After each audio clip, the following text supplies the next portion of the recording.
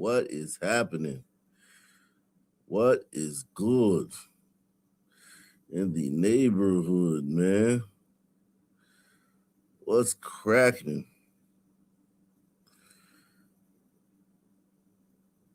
Show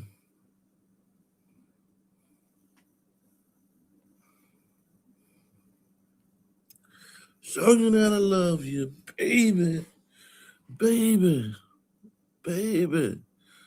I want you back. Forget what happened then. Let me live again. Oh, baby, give me one more chance. Show you that I love you, baby. What is going on, man? What is going on, man?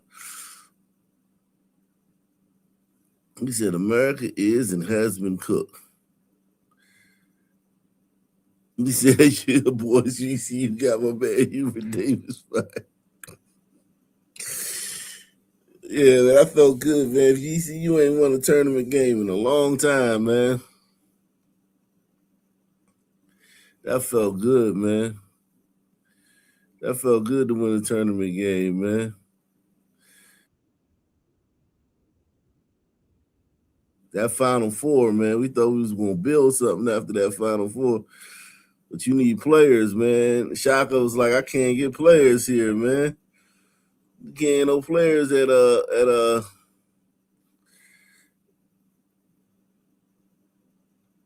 But yeah, that was good. That run, that 2011 team always.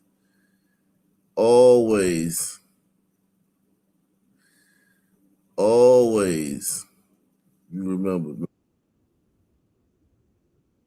that team will always be remembered.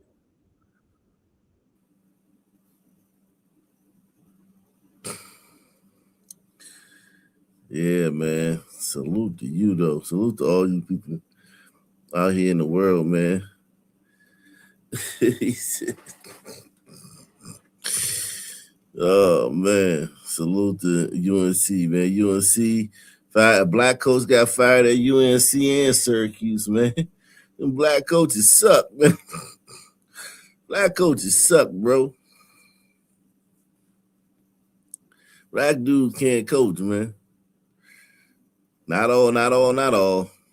But black dudes can't coach, man.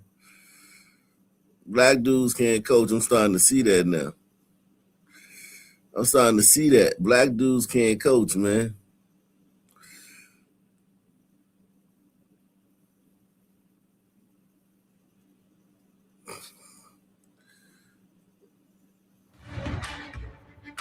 This is the News 4 Rundown. We begin with a developing story tonight after last night in the. For more than a year, the proposal was just spotlighted in a data center publication, then in the local paper. I don't know what's going on with this shit. Are coming. There's noise, and they can be an eyesore. That led the former HOA president, Mittal Gandhi, a real estate developer. Let me show you, girl, that I know wrong from right.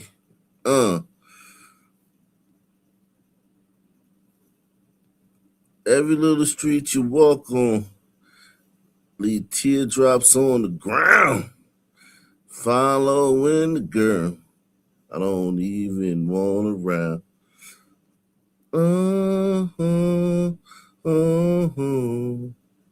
Let me tell you now.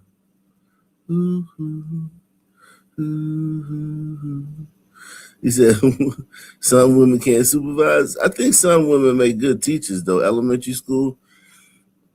Some women make good elementary school teachers, man. I had some good teachers, some women that was teachers in elementary school, man. Now at 4:30, a violent weekend across the Circle City. Lie to you, Separate man. shootings left at least 3 people dead. One of the incidents involved gunfire. This erupted. Now at 4:30, a violent weekend across the Circle City. Separate shootings left at least 3 people dead. One of the incidents involved gunfire, this erupting before a funeral. And that shooting happened outside a church on the city's near north side. As Fox 59's Jesse Wells reports, police are still looking for the suspect. Police are still investigating exactly what led to the deadly shooting here outside this church. At the same time, local faith leaders are condemning all the weekend violence and asking for the public's help to hold everyone involved responsible. Just before 10 o'clock Saturday morning, as friends and family gathered at Antioch Baptist Church near 32nd and College for a funeral, 2 people were shot outside. One of those victims, 42-year-old Martez Starks, died after being rushed to the hospital. I think it's horrible. I think people need to put the guns down. Before his death, Starks worked at this East Side restaurant. His former boss describes him as a hard worker with a sense of humor. He was very funny. Damn, that shit like clockwork, bro. That shit is like clockwork, man.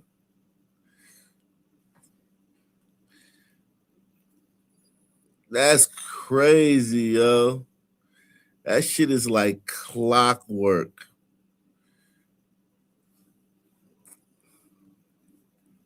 People need to put the guns down. Before his death, Starks... Damn, they hitting all the cliches on this motherfucker.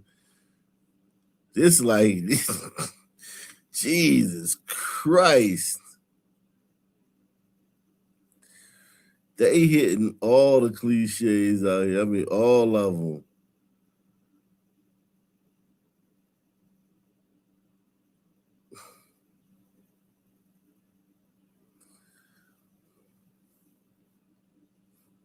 People need to put the guns down. Before his death, Starks worked at this East Side restaurant. His former boss describes him as a hard worker with a sense of humor. He was very funny. He was always telling us to Google it. Actually, Friday, his last day here, he offered to come back if we needed any help that night. I feel bad for his kids. I know he has a lot of kids, and I know they're heartbroken. The violence, which interrupted what should have been a time of mourning. Nigga got a lot of kids. They said that nigga got a lot of kids, man. Yeah, I man, I feel bad for his kids, man. Yeah, that's true though, but damn, this cliche, this a fucking cliche, man. Last day here, he offered to come back if we needed any help that night. I feel bad for his kids. I know he has a lot of kids, and I know they're heartbroken. The violence, which interrupted what should have been a time of mourning, also outraged faith leaders across the city. This is something that clearly crosses the line. Today, Reverend David Green joined a group of more than a dozen pastors who met to discuss ways to try and prevent this sort of crime from ever happening again. You should be able to bury your family member in peace and never in violence. This is something that should be unacceptable in our community. We cannot take and normalize this type of violence. This type of violence will not be tolerated in our city, certainly not in my district. City County Councilman Ron Gibson says police will work aggressively to bring the killer to justice, but they still need the public's help. To do such a violent thing during a time of a funeral says that this person is pretty heartless and needs to be off our streets immediately. Finally, police did not have any detailed suspect information to release on this case, and no arrests have yet been made. But as always, anyone with information can still contact either IMPD's homicide office or Crime Stoppers. Jesse Wells, Fox 59 News.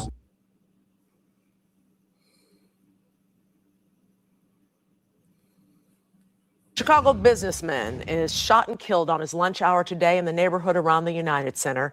WGN's Andrea Medina is joining us live from outside CPD headquarters. The family had something to say today, didn't they, Andrea? Hi, Micah, they do. And when I spoke with them over the phone, they say that this all played out right outside his office.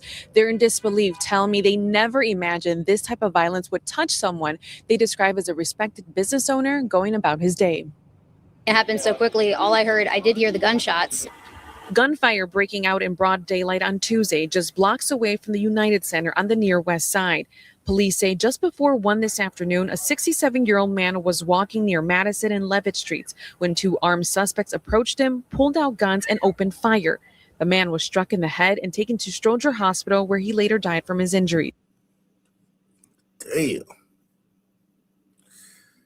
Damn.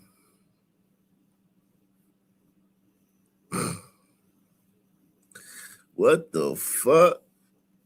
How did that happen? How did that happen?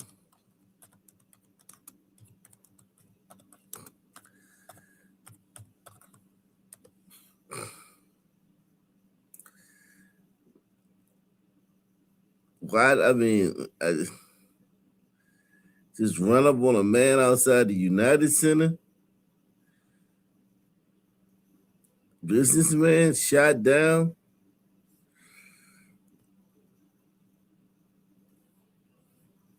$67-year-old thugs just run up. Shit.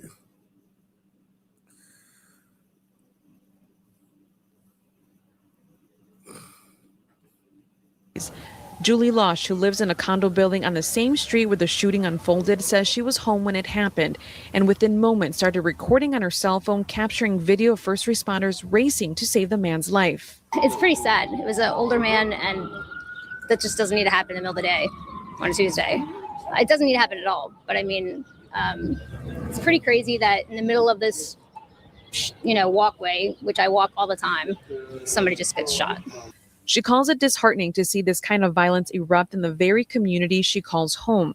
For hours, police locked down the stretch as flashing lights filled the street and investigators collected evidence. Much of their focus centered around a gray mixed-use building. The family of the 67-year-old victim, too heartbroken to speak on camera, tell us he was a respected business owner and a seasoned professional in the construction industry. They say he was stepping out of his office for lunch when gun violence tragically took his life in an instant. Adding to the grief the family shares, they just laid his mom to rest only last week. The 27th Ward alderman saying the victim was as hopeful about the future of the West Side as anyone, adding in part, he committed his life to helping people, young and old, find their place in our society, teaching people how to be leaders, how to be independent, and most importantly, how to be a good human. At this time, it's not clear what led up to the shooting. CPD says 2 people are being questioned as they work to piece together exactly what happened. We're live outside CPD headquarters. Andrea Medina, WGN News. Heartbreaking just after losing his mother. Thank you, Andrea. Damn.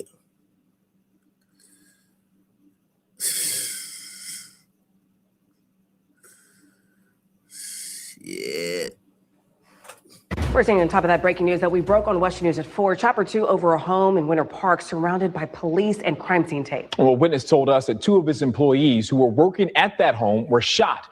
There's an active scene in Lake Mary where those suspects were caught. We have live team coverage tonight with West News' Kennedy Mason live in Winter Park and Patrick Perez live in Lake Mary. Let's go ahead and start with Kennedy, who was first on the scene where police say the shooting took place. And Kennedy, what's the scene like where you are right now? The scene is still very active here on Overlook Road. Now, we just spoke to the owner of Regal Windows and Doors. He tells me that 2 of his employees were shot and sent to the hospital. I'm just going to step out of the way so you can see the scene here. You can see crime scene tape surrounds a portion of this neighborhood. There are several Winter Park police cars here, along with forensics. Now, the owner, Javier Riano, says some of his employees were working on the 2nd floor of a home this afternoon. He says they saw a suspicious car drive by, so 2 of them walked downstairs to see what was going on.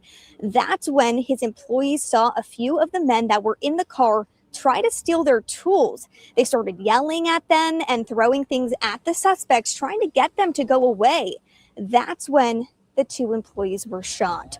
Riano says one. Damn. Who you think did this, man? Who you think did this awful crime? Shout out to CLA, man. CA, man. CA is in the building. I love you too, baby.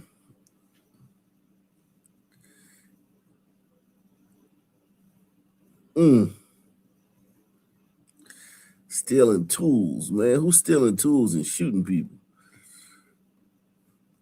Employee was shot once, the other 3 times. Hey. And the guy that got shot 3 times. That's the one that worried me the most. He's not bleeding. I'm hoping he's gonna be okay. Think about all the harm that they're gonna be doing. All these guys got family. all they do is just work, and it's not fair. On So, burritos. just keeping it. This afternoon, we have seen police talking to other workers here at the construction site. They have also asked neighbors to fill out witness forms. Winter Park Police tells us that 2 suspects are in custody at this time. Riano is just asking for prayers for his employees at this time. Covering Orange County in Winter Park, Kennedy Mason, WESH 2 News. And as we mentioned moments ago, police were able to track down the suspected shooters in Lake Mary. WESH 2's Patrick Perez continues our live team coverage tonight. And Patrick, what have you been able to learn out where you are? Well, Summer, that scene ended right here in the entrance of the shopping plaza here in Lake Mary. If you are familiar with this area, this is a shopping plaza that has a martial arts academy, TJ Maxx, other stores here. I actually just spoke with a teenager who says he witnessed police pulling over that vehicle. He says it was a chase that he was seeing happen coming to an end here in this parking lot. He saw police and troopers arresting 2 people, removing them from the car. That scene obviously has been cleared since then, but we do know and can confirm that this is where that pursuit ended.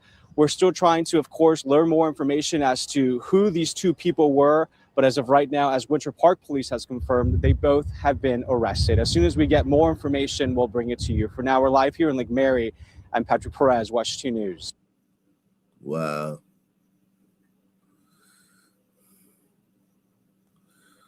Wow.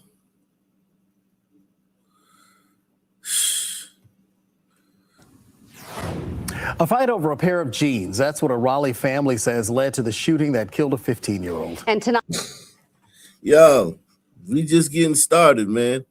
Hit that like button, smash the like button, take the channel, sponsor the show, guys. Sponsor this program, man. Sponsor the good old programming here at Ock Nation News, man. Be bringing you that funk, man. Look at this shit, man. These niggas is, I mean, this is sick. You talking about like literally, this is literally, not figuratively, this is sickness. The way these people act, like, it's unreal. It's unreal that every day it refreshes. It would be unreal if one day out of the year it was like this. If any other race had one day out of the year that was like this, we see every night in Pakistan, it would be cause for alarm. Something would be done to change it. If in every city a Hispanic teenager was getting killed or shot, I'm talking about every night. I mean, every one. In every fucking city, that day a Hispanic teenager got shot. Or every city that day, white teenager got shot, or Asian teenager, or Arab, or whatever. That community would be in fucking niggas. It's just normal with niggas. Niggas, we, you know what I'm saying? We don't even, we have 50 niggas get killed in a night, and one nigga commit suicide and shit, and they'll be like, oh man, they lynching us and shit.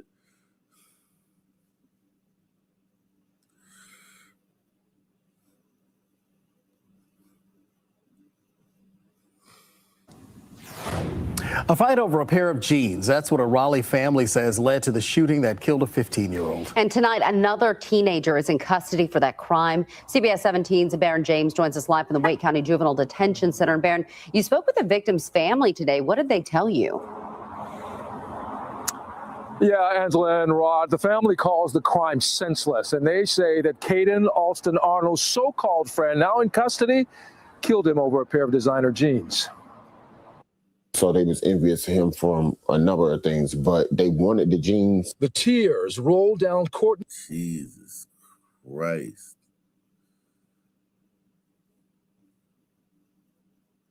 And niggas would do that. It used to be tennis shoes, but I guess the jeans cost a lot now. I think they do.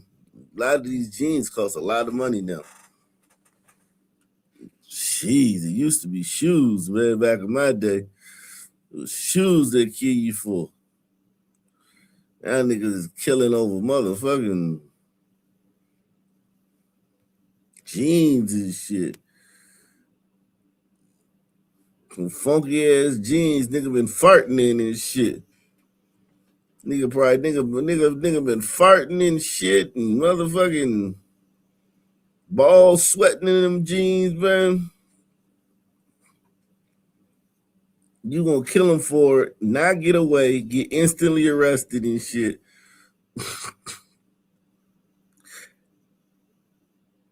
Hey man, what you in for? Hey man, how much time you got? I got 45 years, man. What you in for? I stole my friend jeans, killed him for it, and got caught a few hours later. God damn, bro. That's your story? Fucking A, man.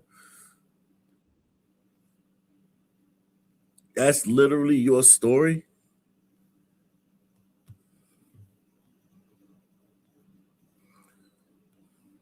You gotta be fucking kidding me, right? You gotta be fucking kidding me. Right? That ain't your fucking story, dog. I know that ain't your story. I know that ain't the story you wrote. Nah. What the fuck? Let me tell you now.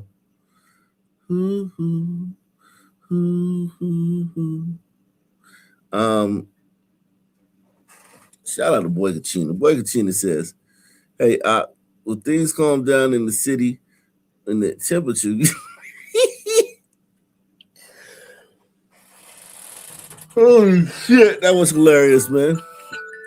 When things calm down, the temperature gets hot. Yeah, it's gonna be too hot, man. Niggas gonna be inside when it get hot, man. It's gonna be too hot, man.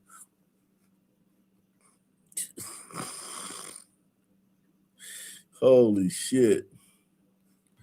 But they wanted the jeans. The tears rolled down Courtney Alston's face Monday as the single dad tried to make sense of losing his only child, 15-year-old. That's, man, come on, bro. That's terrible, man.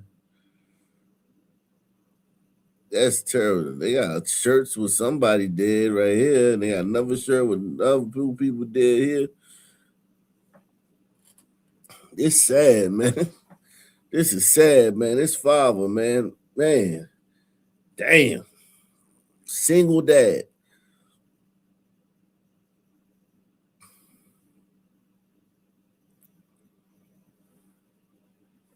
Raising that boy. Giving him nice stuff, man. Nice things. You know, you want to have nice things, be like the other kids. Nothing wrong with that. Blackistan, very important to have fashion in Blackistan. That's more important than anything. The most important thing you can have at school in Blackistan is whatever the fashion is, or the style, or what's in style at the time.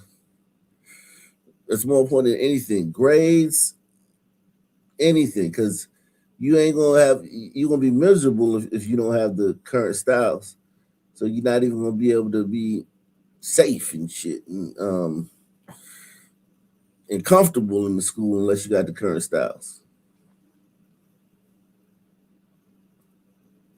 And the dad, he from Blackistan too, and he know that. Tried to give his son good things, man. It's just fucked up, man.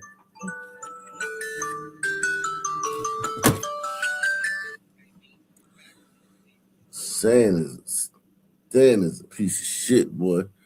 I hate the Stan, man. Boy Katina says, Joe Curry, we salute you. AC/DC melody. Caden Alston Arnold to gun violence and over what his dad says was a pair of Kasubi designer jeans. Kasubi.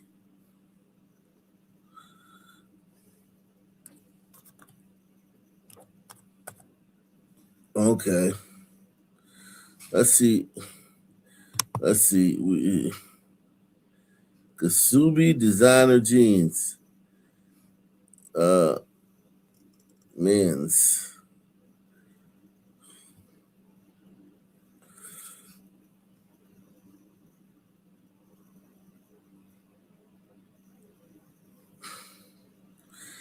Okay, men's. These jeans can run. From what I'm seeing, these jeans can run $280. Saks Fifth Avenue. You niggas is wearing jeans. You gotta buy a Saks Fifth Avenue. Jesus Christ.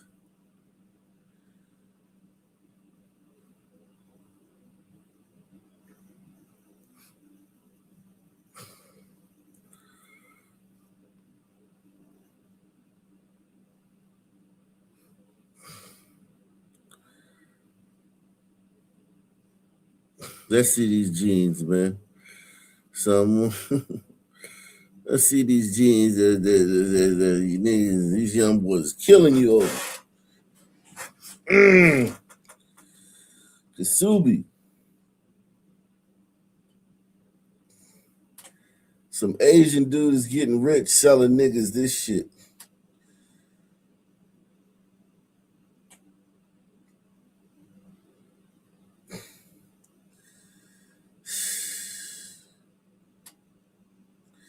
You niggas are a disappointment, man. Like, literally, you niggas are the worst people on the planet. Press one, man. Niggas are the worst people on the planet, man. The worst. The absolute worst people on the planet.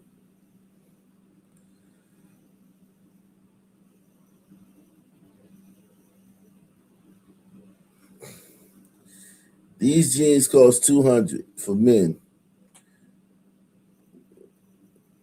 I see a bitch wearing, man, shit, man.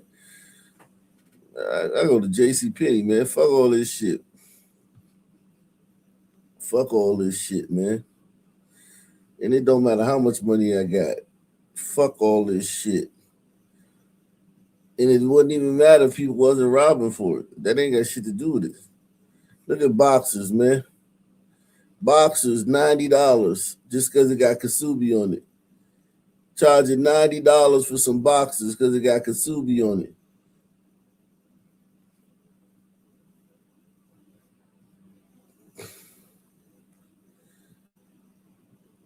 $90 for some boxers because it say Kasubi on it.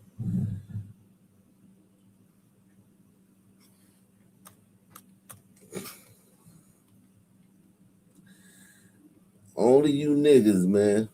Only you fucking niggas, man. You niggas are fucking awful people, man. I mean, really awful, yo. Really awful. Like, awful. Like, I mean, like, awful ain't the word to describe you niggas, man. Not because everybody likes fashion. Everyone likes fashion. But the way y'all do that shit, man.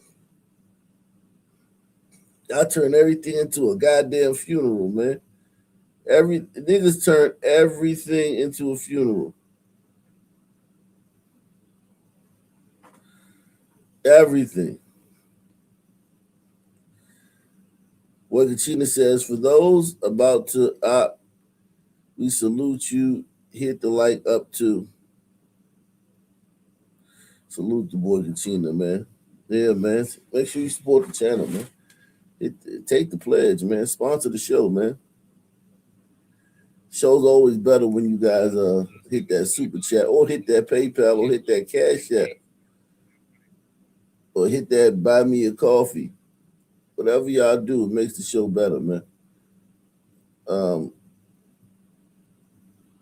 This is unbelievable.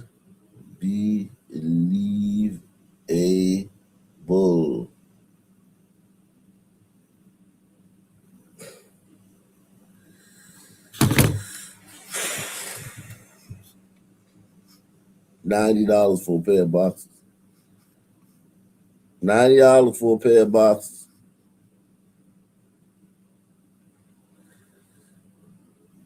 And you niggas might kill somebody over the boxers. $200 for a black hoodie. $200 for all black hoodie.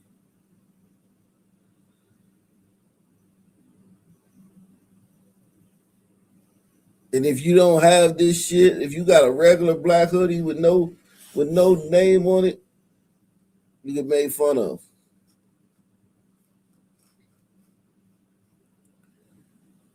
You niggas are awful. I mean, just dreadfully awful. It just is what it is, man. It just is what it is, man. Kids wear. Expensive as a motherfucker. $30 for a pair of socks. Jesus Christ. They know if they make something expensive, you niggas will buy it. They know if they make something expensive, you niggas will buy it.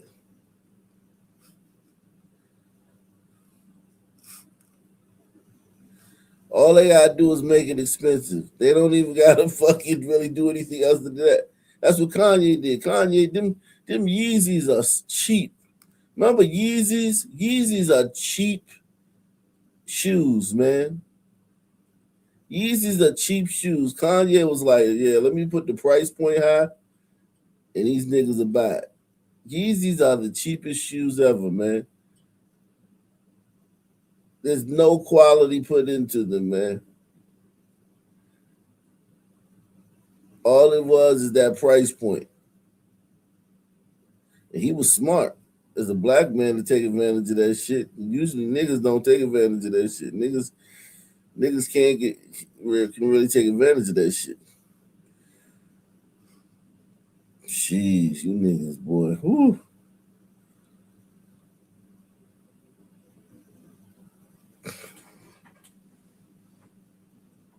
Yeah, Yeezy's is like a fucking reject model. Like that was like a model, a shoe that was, he probably was just looked in there and said, give me the cheapest shoe, man, y'all got, so I can put my name on it.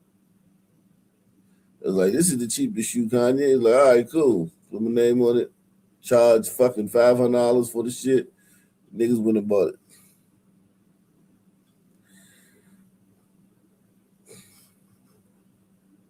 This shit sad, man.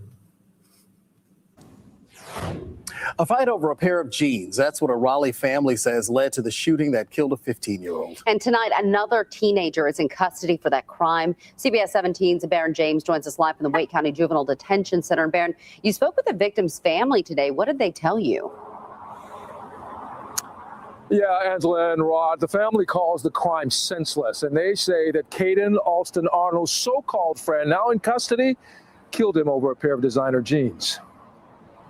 So they was envious of him from a number of things, but they wanted the jeans. The tears rolled down Courtney Alston's face Monday as the single dad tried to make sense of losing his only child, 15-year-old Caden Alston Arnold, to gun violence and over what his dad says was a pair of Kasubi designer jeans. I'm in disbelief. I can't believe it. The Southeast Raleigh high school freshman died Friday night at the hospital, hours after his heartbroken family says he was shot here in their home on Springshire Court and the Walnut Creek neighborhood near. In their home. Look at them houses, man. This is supposed to be fucking, this is Edward Scissorhands, man. This is supposed to be a fucking nice community, man. But you got niggas. There's no nice community if you got niggas, man. No community can be nice.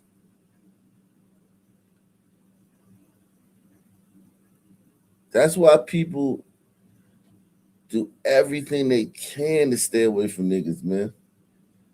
And it's been like that, man. Since slavery was abolished, people have been doing everything they can to stay away from niggas. Niggas try to act like, oh, somebody was calling us boy and chasing us around back, and no, nobody wasn't. People was trying to get away from you. And you came into their areas and committed crimes, so they lynched you niggas. Press 1. You niggas went into them other people areas and committed crime, and they lynched y'all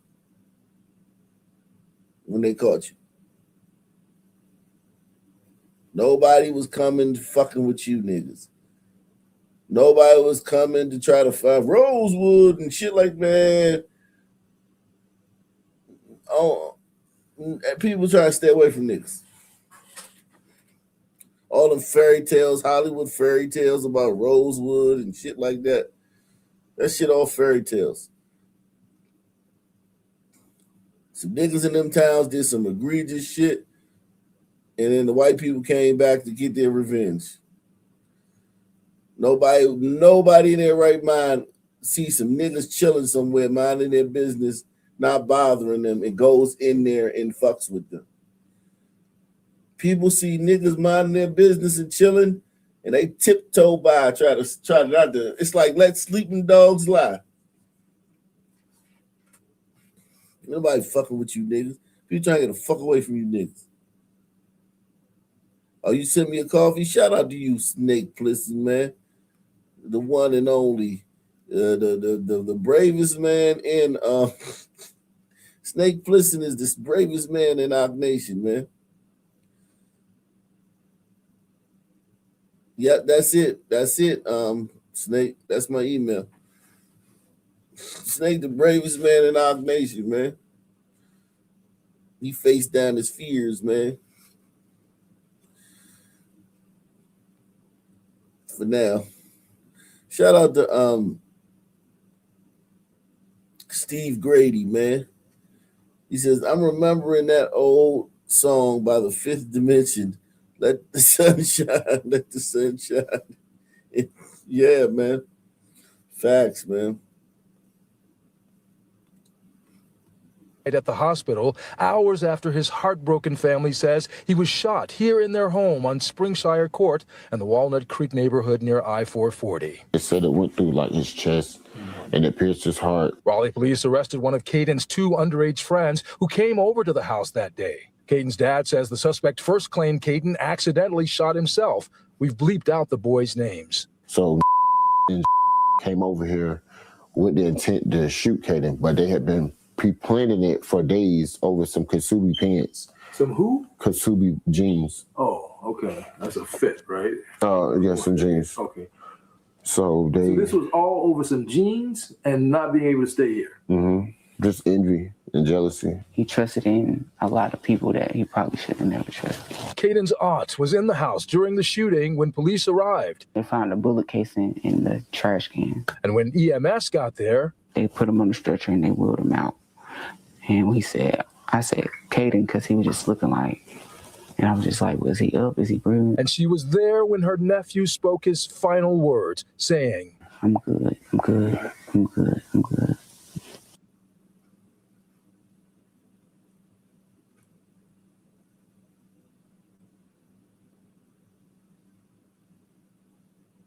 I'm good, I'm good, I'm good. I mean, I'm hurt that it happened. I hate that it happened. But I just hope it's a lesson learned for all kids. Police have not released the exact charges the teen suspect faces. Meanwhile, Caden's family has set up a GoFundMe as they plan his funeral service. We're live in Raleigh. Baron James, CBS 17 News. It's a senseless act of Absolutely violence. is. All right, Baron, thank you. Jesus Christ, to say the least, man. To say the least.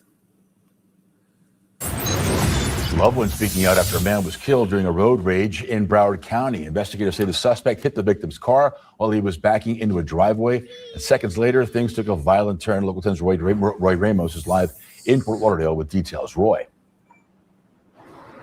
Louis, deputies said this all started out as a hit and run. One driver tries to get away. The other man then chases him down. They get into a fight. Now, one man is behind bars and another has lost his life.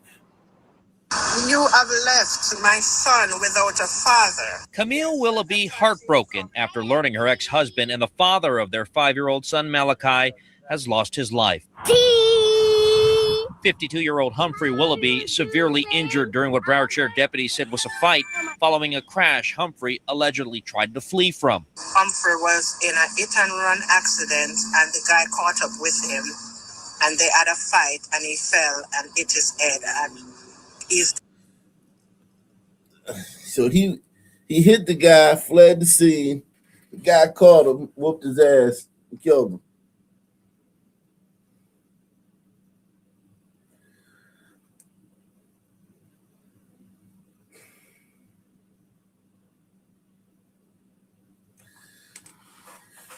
I mean, it's still RIP to the guy, man. You should be able to get into an accident and flee the scene and not get killed. Like, people have done that to me. They fled the scene and I didn't kill them. But I chased one dude though. Yeah, I did chase him. I had my buddy with me though. This is goddamn what, the 2000s, Northwest DC. We didn't even have no fucking gun, and we chasing the guy. I don't know what the fuck we was thinking. It was night.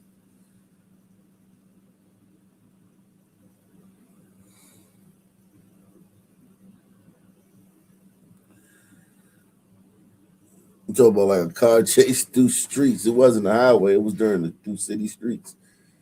And then the dude stopped and he rolled his window down and he was like, pretending like he had a gun. And we was like, oh shit, we ain't even got no gun.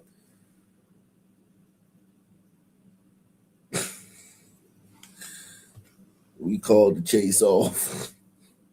A hit-and-run accident, and the guy caught up with him, and they had a fight, and he fell and hit his head, and he's deceased. Investigators said it was Sunday night, just after 8:30, when 57-year-old Wayne Brutton was trying to back into... God damn it, boy. That motherfucker, boy. That's Charlemagne the God's father, man. Charlemagne the God's father, man. That's the Charlemagne Godfather, man. That nigga got black spots. That nigga look like a goddamn, I don't know what the fuck. You look like Uncle Fester, man. Like, damn, white people can't have nothing. They recast Uncle Fester as a black man, man. The Addams family, man. The new Addams family, Uncle Fester gonna be black. The little hand gonna be black too. It's gonna be stealing stuff. Remember that little hand? In the Addams family, that little hand gonna be stealing shit. And it's gonna be Uncle Fester, man. The fuck? God damn, man. Ain't this a bitch? Morticia gonna have a BBL. This one. Fuck.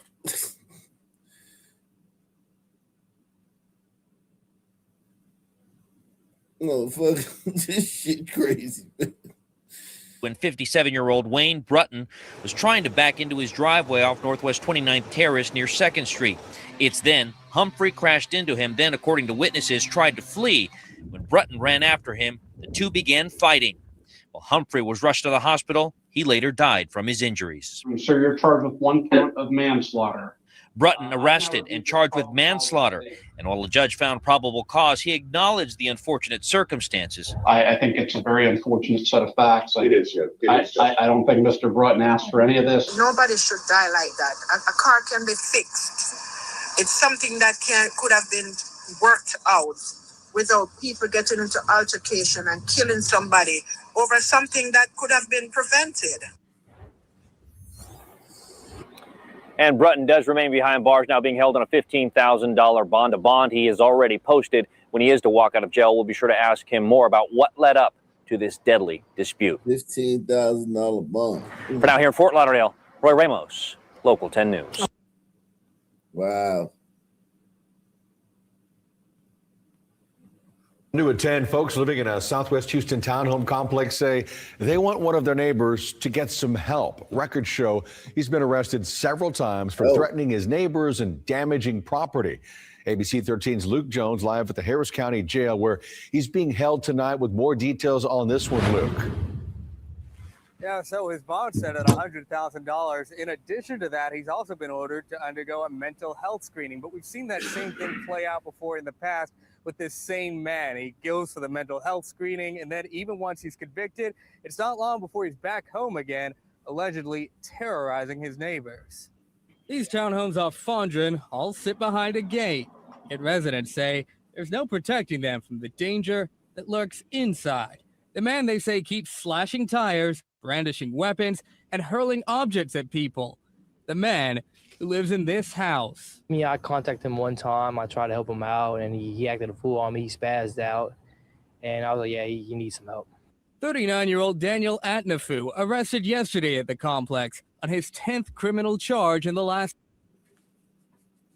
He the gated community terrorist. That shit, that shit wouldn't last long in the hood though. In the hood, man, this dude would have been ran across the wrong person, man. Because all it takes is one. All it takes is one. He might have got away with it a few times in the hood. But it wouldn't have been, you ain't just throwing shit at people and slashing people's tires and shit and pulling out guns and not using it and shit, brandishing weapons on people and not using it. He doing that shit because he in that gated community. And those people aren't about that life. And they shouldn't be, but they aren't about that life. He's taking advantage of his surroundings. 39-year-old Daniel Atnafu arrested yesterday at the complex on his 10th criminal charge in the last 2 years. Police say he slashed a man's tires, then pointed a gun at a woman. A different woman says he previously slashed her and her relatives' tires, a total of 13. It's just really annoying. He's screaming, always going back and forth with different neighbors and stuff like that. Court records show he was previously accused of hitting a dog with a wooden plank, hitting a woman with a plastic pipe, brandishing a gun in full view of a neighbor's doorbell camera, and breaking a woman's window. He was even the subject of a 2024 Eyewitness News report. Told me get the F out of your face, right? You gonna park by my house? How long were you parked there today, huh? Atnafu on camera harassing a complex security guard. He was also once accused of telling a woman who'd seen him slashing tires that he would slice her throat. On his door, property of Daniel Atnafu scrawled in marker, and trespassers will be dealt with. His work? I mean, it has to be. Ain't nobody as crazy as him. We also found multiple broken windows and a very vocal dog. Mark tells us the suspect's mother has been coming by to care for it. Records show Atnafu's last 3 criminal cases were dismissed on the grounds that he'd already been convicted in a 2024 criminal mischief case. In that case, he was initially given 1 year deferred adjudication, a guilty verdict only rendered when prosecutors say he violated his probation terms. A judge ultimately gave him 1 year in jail. He's just off his rock. He needs help, like mental help. He's off his rocker. Putting his neighbors off balance. Luke Jones, ABC 13, Eyewitness News.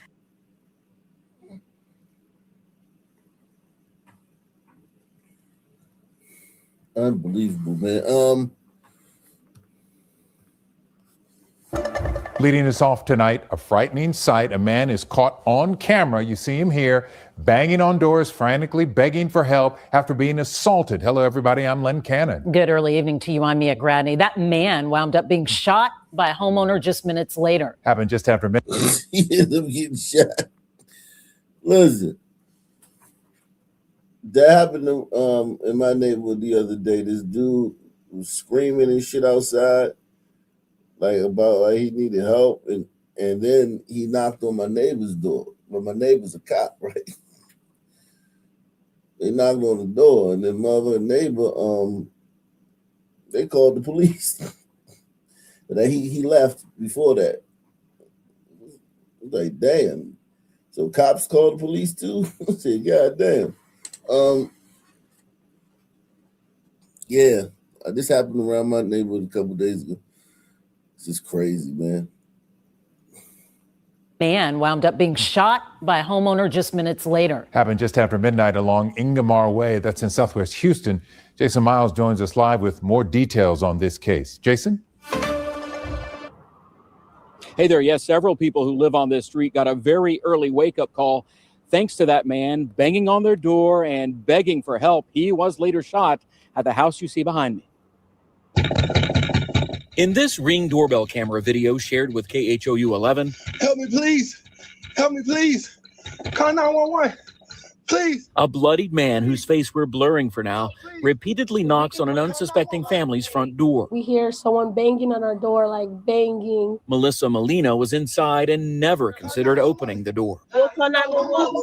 Call 911, please. That's her telling the man she'll call police. He's asking for help. He's asking to let us, let him in. But, I have my kid, I have the dog, like, we're not going to do that. So I'm like, we'll call 911, HPD says a second man seen and heard in the video may be a family member who assaulted him. He stole Come on, I'm bleeding. Hey, he busted me in my head. Come on, bro. Please. The camera eventually captures both men running away, and police say the one begging for help got shot minutes later after barging into one of several homes he appears to have approached. The resident saw him at the door. At that point, he kicked the door in, forced his way in, at which time the homeowner shot him multiple times. No one at the home answered the door today, and so far, no charges have been filed. Do you blame your other neighbor for shooting him? Not necessarily. I mean, he did go into the home. You never know if that was like a tactic to break it. Yeah, he kicked the door down, man. This is a good shoot, man. It's always a good shoot when someone kicks your door down. Then, rob him. At last check, open the door, please. the man was in stable condition at the hospital as police search for the possible relative who initially assaulted him. And this afternoon, HPD told me that family member is likely the man's brother. Meantime, they say the woman who shared the video with me did the right thing by staying inside behind a locked door and calling 911. Reporting from the far southwest side, Jason Miles, KHOU 11 News. Certainly a lot happening there for those folks. Jason Miles, thank you. Always a lot going on, man, in Blackistan, man. Jesus Christ. Good evening, everybody. I'm Rup Raj. We begin with a Fox 2 exclusive. A teenage girl held captive for 10 days. Authorities say she left her Detroit home on her own and ended up with an accused predator. Fox 2's Jessica Dupnack is in studio with how she got away. Jess. Well, Rup, according to police, it was actually all of the media coverage and Detroit police listing her as a missing person that finally rattled this guy loose enough to let her go. While she ended up with the 38-year-old on her own, it's unclear exactly how, because according to police, the two were strangers. Boarded up windows, no knobs on the doors inside. A teen girl held captive in filth here on Detroit's west side, allegedly by 38-year-old Rennell Agee. He held her down. She tried to stop him. He held her arms back, and he continued to assault her. She was screaming, and he did not stop. According to the Wayne County Prosecutor's Office, it went on for 5 of the 10 days she was with him this month. She couldn't leave because the windows were boarded up and there were no doorknobs on the door. Knives by his bedside. Agee allegedly threatened to hurt her family into keeping her quiet until he got spooked. The defendant finally let her leave when he saw that she was posted as a missing person on social media. Agee was already out on just a personal bond for allegedly recently pointing a gun at his wife's head and threatening to, quote, blow her head off. He has a history of assaultive convictions and diagnosed mental illness, denying it all in court. It's not true, Your Honor. Okay, all right. When the missing teen girl returned home this month, the case was far from over for Detroit Police Major Crimes Unit. We're going to investigate and follow any and all leads that are going to get us to a point where we can file charges. In this case, a horror story, but Commander Rebecca McKay says all missing children's stories are vetted thoroughly. I would warn anybody out there who decides they want to take in one of these young runaways that we're probably going to figure out who you are and what's been happening. So I want to underscore one point from the story there. Ronell Agee, the suspect in this case, he was on a personal bond, out on a personal bond on tether at this home on the west side when this allegedly all happened, when this girl was held captive for 10 days. So he was already in a lot of trouble with the law. Since then, the judge making, I would assume, is the right decision in this case with 11 felonies, remanding him to custody, of course, innocent until proven guilty. You assume that's the right decision in this case? As this case moves forward. Yeah, but the bond question and issue has always been something that's come up so often about whether there's appropriate bond for dangerous people out there. Yeah, and he has a history, I think 3 other assaultive crimes in the past. Now, those were convictions, and it's hard. Sometimes it lays flat on a piece of paper in front of the judge or magistrate, and they don't necessarily know the ins and outs. But in this case, I think it was the right decision, and we're just glad that little girl is safe tonight. I think there's a lot of moms and dads who agree with you out there that it was the right decision. Jessica Dupnack for us live tonight. Thank you.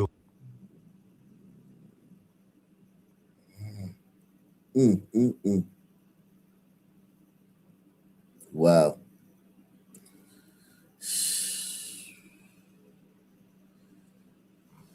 Man, you niggas are something else, boy. I swear. God, man.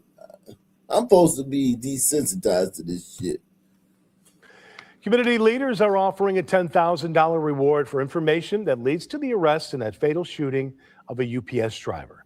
WGN's Winnie George has the details now from the Gresham neighborhood. Michael Hunter was a UPS driver for 3 years. Sadly, no one knew he wouldn't return to work. He was shot in the head early Sunday morning. His killer is still on the loose. Those who knew and loved him are searching for answers. Today, I am asking the community to not be silent. I'm asking. It's not a fucking community if you got to ask them to not be silent. Press 1. If you have to ask them to not be silent when the fucking postman gets shot in the fucking head, that's not a fucking community. That's just some people that live in a place. That's just residents who happen to live in a certain area. Fucking community? Are you fucking kidding me? Community. Today, I am asking the community to not be silent.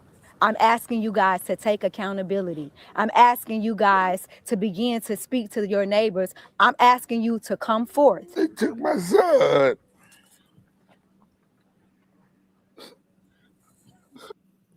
Yeah, man, this shit's sad, man. This is the second father we seen crying about his son getting shot.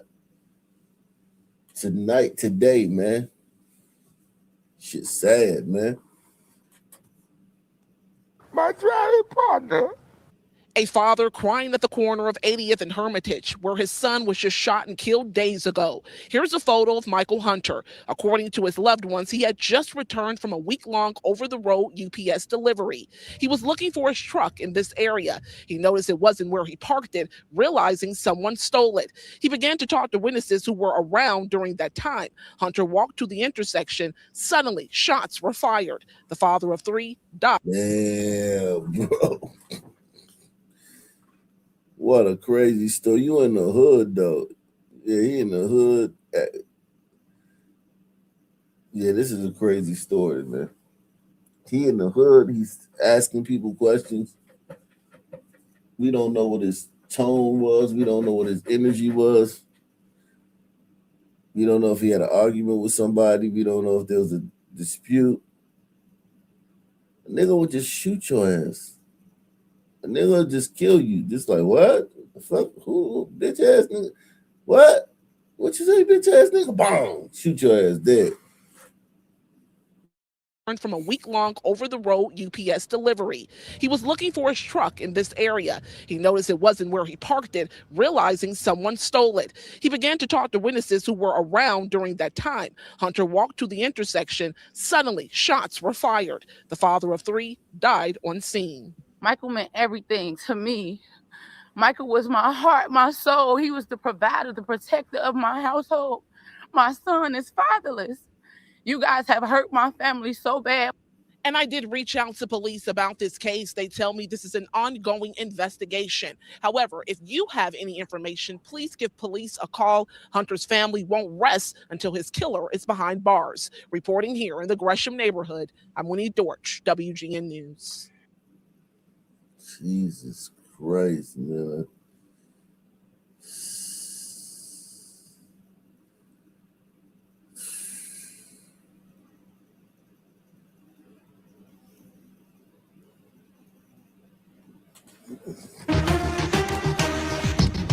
WGN Investigates has obtained video of a high-speed police chase that spanned 3 counties. It all started with a shooting in Bellwood and ended in someone's basement all the way out near Aurora. I'll call it for you. 88 westbound, lights activated, pursuit, left shoulder. The chase spanned 30 miles and covered 3 counties. Oakbrook police picked up the trail on I-88. Speed's 95. With speeds surpassing 100 miles per hour, the officer spots the suspects toss a gun. The rifle was thrown from the vehicle. We're 88 westbound through Plaza 61, 100 miles an hour, 110 miles an hour. The March 11th chase started with a shooting that injured one person in Bellwood. It moved through DuPage and into Kane County, finally coming to an end in this residential neighborhood in Aurora.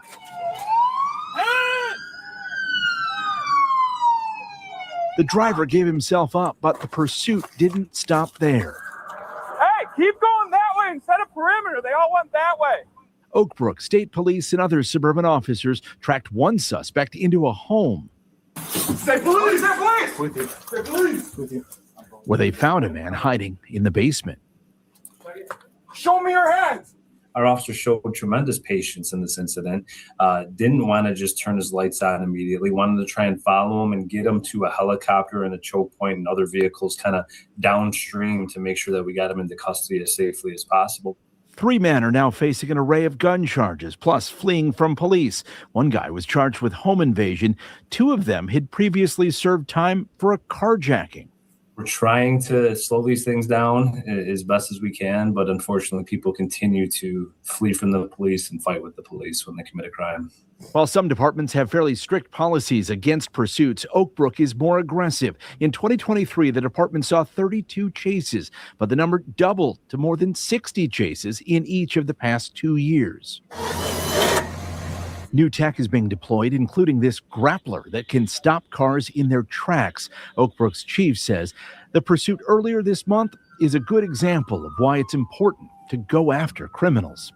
They're heavily armed. They're out here doing other things beyond committing what's categorized as property crimes. So I think it's dangerous for agencies to have a strict no pursuit policy. Of course, you want to mitigate the risks involved in that. And I think we do that very well. Our officer showed tremendous patience in this incident. Come in this guy. I'm on the zone. He's going to ride your life today. I'll make you work.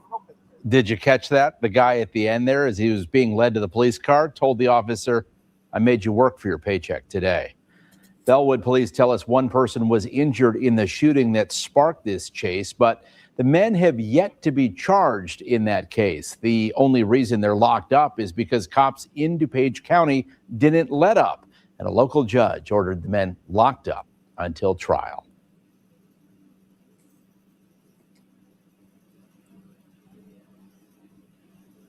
Wow.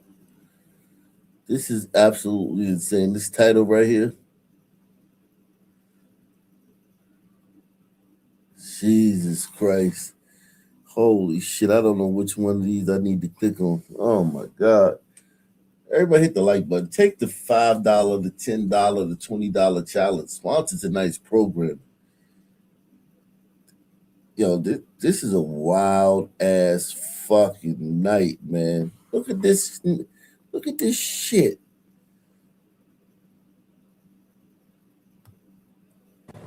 We're back with a bizarre story out of Florida. Sheriff's deputies there cracking down on spring break rowdiness. Arrested an Ohio man for public drinking, only to find he's wanted on a parole violation. So that man was arrested in 2015 in Canton after throwing a coffee mug that killed his infant son. News 5's John Cossack covered that story back in 2015, and tonight he is following through with this latest chapter. It blew my mind. I didn't know it was next door to me. It was in February of 2015. Northeast Ohio was shocked to learn a Canton man had killed his infant son after hitting him in the head with a coffee mug. 34-year-old Anthony Grove is locked up here tonight in the Stark County Jail, charged with the murder of his infant son. Police say he threw that coffee mug that hit and killed him during a fight with the baby's mother. Neighbor Edwin Davis telling me at the time that fight happened after he and Grove had been drinking earlier in the night. He was over here and then went home. I guess they got into an argument. Grove pleaded guilty to involuntary manslaughter and was sentenced to 8 years in prison. He was released in 2023, but he was wanted for violating his parole and was considered. Killed his infant son with a coffee mug. Unbelievable. Dangerous and possibly armed. Enter Volusia County sheriffs in Florida cracking down over the weekend on spring break rowdiness on the beach. Here we are. We find the guy that's sitting up on the seawall drinking booze. That man was Anthony Grove. Volusia County sheriffs posting his arrest to social media, even using a clip from our 2015 story, looking to send a message. I'm going to speak for all the Floridians. We don't want child murderers in our state, and we definitely don't want child murderers from another state. Chief Deputy Brian Henderson said before he learned of Grove's crime, he was making small talk with him and asked him if he had any kids. Grove told him that he had 2, but 1 died. So I showed him some sympathy about, man, I'm really sorry to hear that. Well, he left out, obviously, one of the big parts. Moments later, he learned the truth. Dude, it was my son. Okay. Yeah, that's when go sit in the car. As a father, that really pissed me off that some guy would try to get sympathy from a stranger over the loss of his child, knowing that he is the reason his child's dead. The Volusia County Sheriff's Office is working with Ohio on the extradition process, which goes through the governor's office. We did reach out to Governor DeWine's office to learn the next steps and how much time Grove could possibly face. The Department of Correction and Rehabilitation telling us they are investigating the matter. Whatever time Grove may potentially face, Henderson says it won't be enough. He should be in prison for the rest of his life. I don't care what the facts and circumstances are. He killed an infant. John Kasich, News 5. Yeah, but I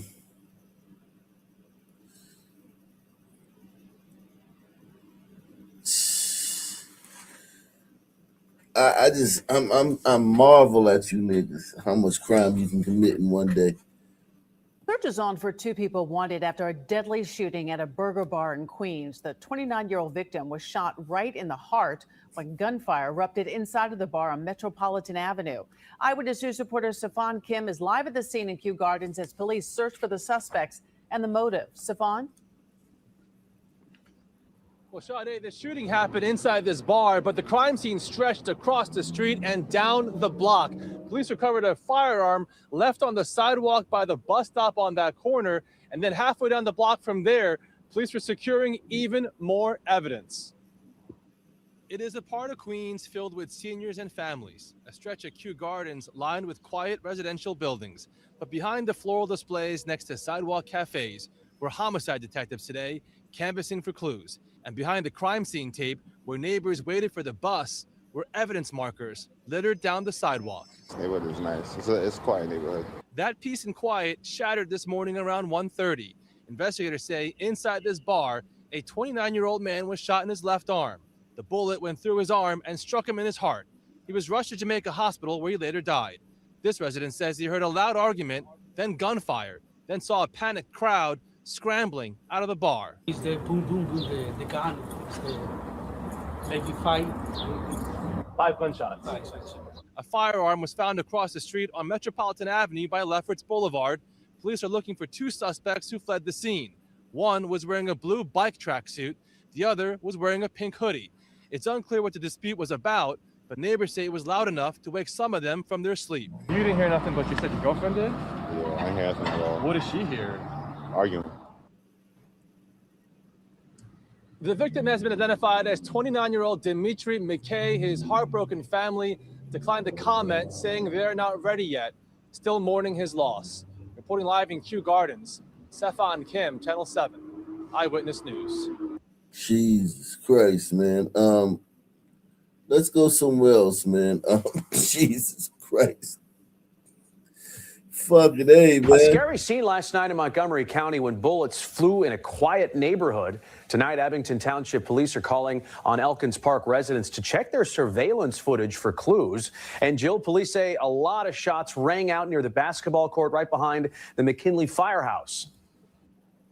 Yeah, that's right, Jason. And the only sign of police activity is now this police tape that's here in the trash can. And police say, thankfully, that there are no reported injuries, but efforts are just getting underway to piece together what transpired yesterday around this block. And the deputy chief says it appears to be a targeted shooting. The fact that something like this happened there is not normal for that neighborhood. It may be quiet now, but Sunday night around 8, this basketball court in Elkins Park off Cadwalder Avenue was packed with people, according to 911 callers.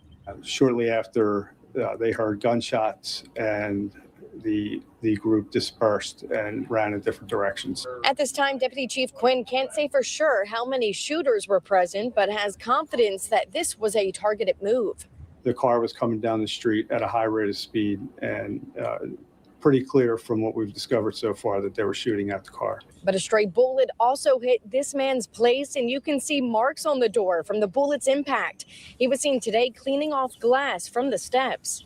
I mean, I heard the commotions last night, but like I said, I was taking my grandkids home, and we got 2 minutes down the road, and about 4 or 5 shots, I was told. That very reason could be why Finks is safe today. The shots didn't ring out until he was down the block. His son also had a close call. My son was sitting on the step at that time, 2 minutes after I, left down the road. Like I said, he told me I just walked in the house, and then he heard the gun, the bullet hit.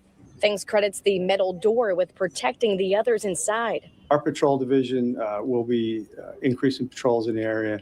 The assigned detective is currently running down all the leads. And police say 2 vehicles left the scene following that shooting. One was an unknown color Audi sedan, and then a gray Infiniti sedan. And if you have any surveillance footage that you're able to share, send that over to Detective Liz Cartwright. So that's Detective Liz Cartwright with the police department. In Elkins Park, Jill Croce, Fox 29 News. I'm telling you, man.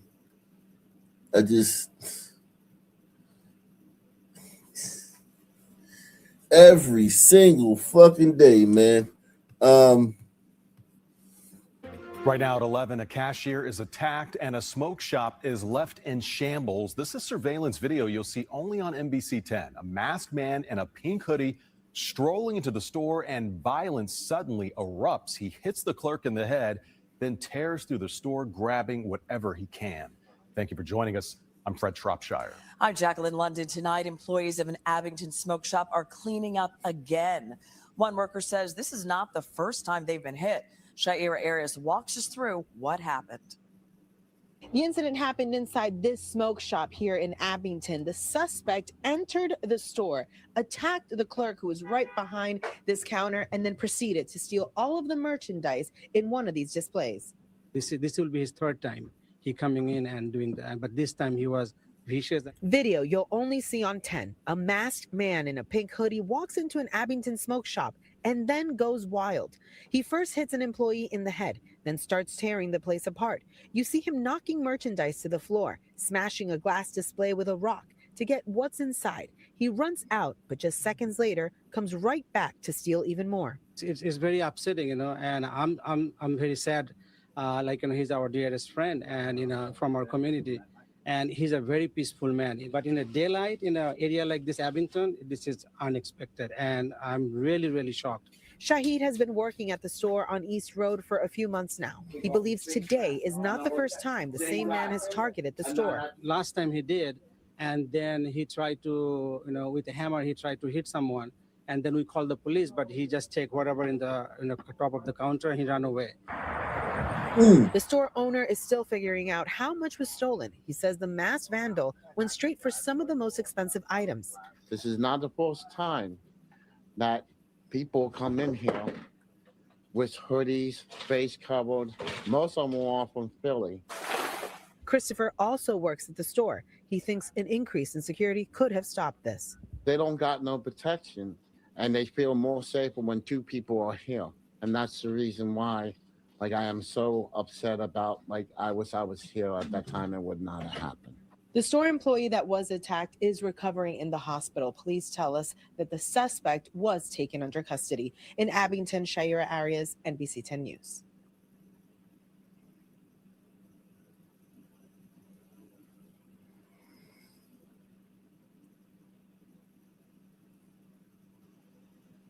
Unbelievable, man. It just leaves you speechless, man. When you think about these, look at this nigga. That's the beating by officers in left field. Let's see this one. Fucking hey, man. We're gonna go to Twitter after this, man. Tuesday night, the big story on Action News is breaking news. Police in Wilmington say 4 people have been shot, and within the last 10 minutes, we've learned 2 of those victims have died. The gunshots rang out in the 600 block of North Adams Street, prompting a massive police presence. Let's get right now to Action News reporter Becca Hendrickson live for us at that scene with the breaking details and this very disturbing update, Becca. It is, Shari. We've learned at this point that 3 male victims were shot, 1 female victim. The 2 victims who passed away are 19 and 21-year-old men. Another adult female and adult male victim were shot as well. I want to get out of the way to show you this massive scene behind me. You see all the police markers here on the grounds. They go back for a couple blocks. This is North Adams Street in Wilmington. The police blockage goes from where we are just before 8th and Adams all the way down to 4th Street. Police for hours have been asking the community to avoid this area as they continue their investigation. And we saw a lot more police out here earlier. The investigation on that sense, the paramedics have left the scene, but police are still here. Take a look from overhead. You see that police presence when those shots rang out around 2:23 this afternoon, again on the 600 block of North Adams Street in Wilmington. Just to go over it again, we learned that 4 people were shot. Think about all the money. I wonder if we could take, we could find out how much money in the course of a day Black America cost this country with crime. Just the course of one day.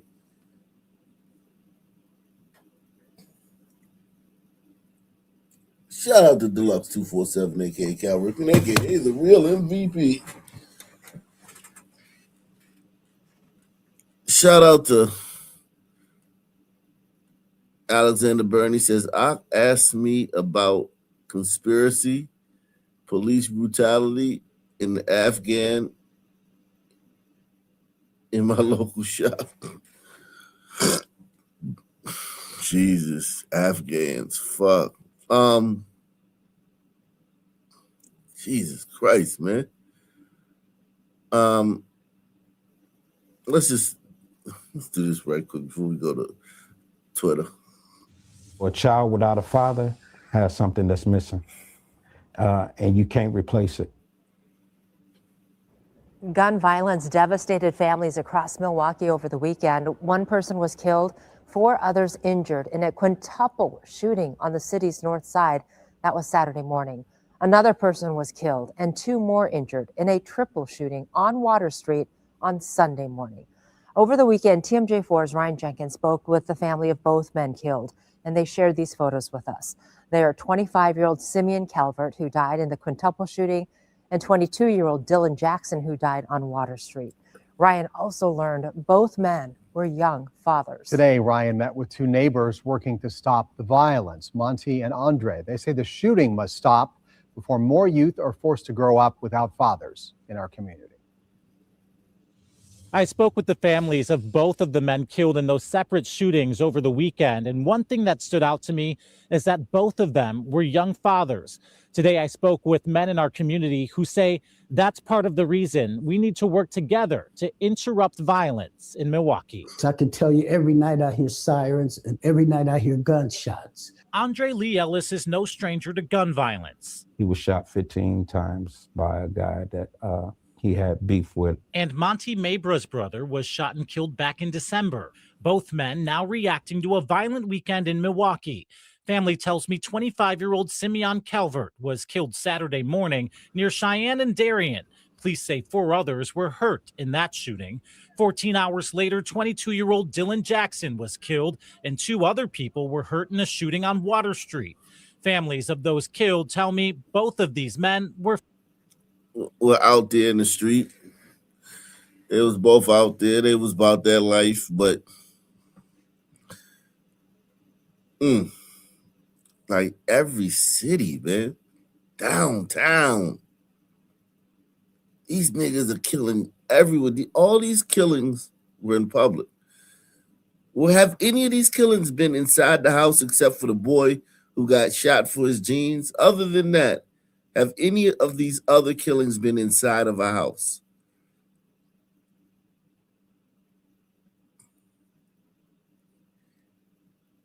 It's like they all like niggas kill you. Niggas set up crime scenes everywhere. Like you, nigga gonna kill your ass wherever the fuck you at that time.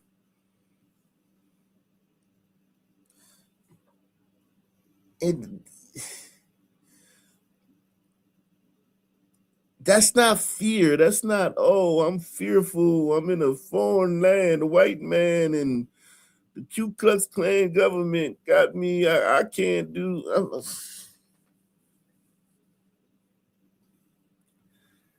I saw Afro Man say some disappointing shit today too, man.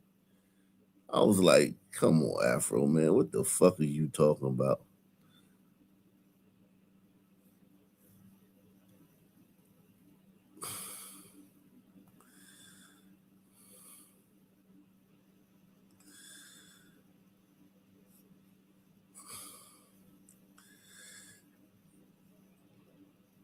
Black folk, I mean,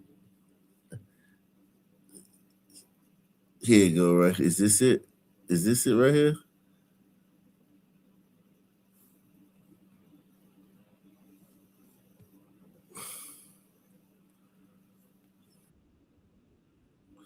Okay, here we go. Yeah, let me show you this shit, Afro Man.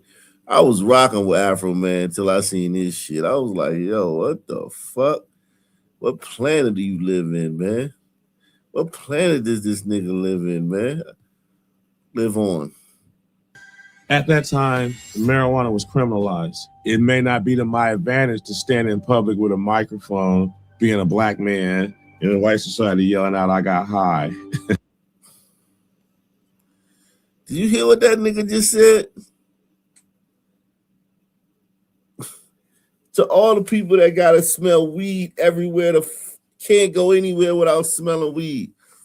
Going on what, a 50 years, can't everywhere you in your city you smell weed, you see blunt guts everywhere, you see niggas standing around smoking weed. And you gotta hear a nigga say some shit like some stupid shit like this. At that time, marijuana was criminalized. It may not be to my advantage to stand in public with a microphone, being a black man in a white society yelling out, I got high.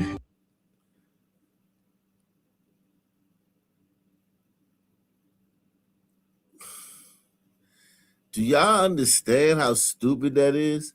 How many songs are about getting high? How many hip hop songs are about getting high when niggas standing out singing about getting high? How many songs have we seen in our lifetime about niggas getting high? Fucking Rick James, Mary Jane, Mary, Mary, Mary, Mary, Mary. That's Scarface. And then I'm in love with Mary Jane. She's my main thing.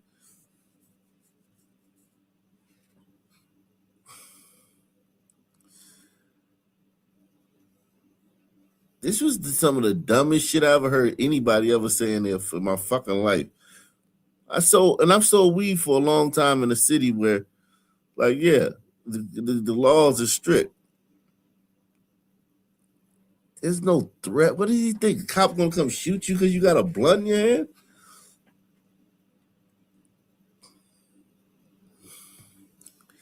Like, this is the dumbest shit I've ever heard in my fucking life.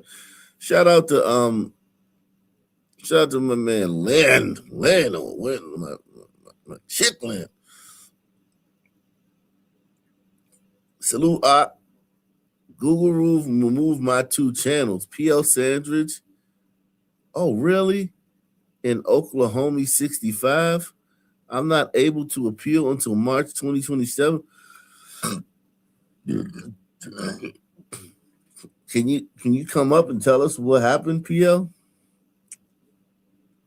I would love to hear the story of that. What the fuck happened there, man? I would love to hear the story of what happened there, PL. That's crazy. What the fuck did you do?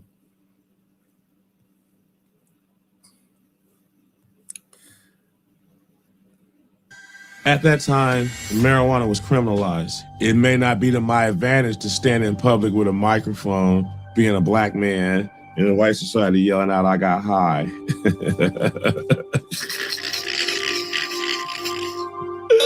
I probably got the record deal from the jacking off first. Okay, he's crazy. Blind man, yeah, he's a moron. All right, sign right here.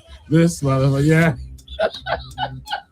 Refused. I woke up to a pounding on the door to Universal Records is wanting you to come to New York City. It was Tim Raymond. Until I got high. Music video was crazy. That's my first video, man. It's with Jay and Silent Bob.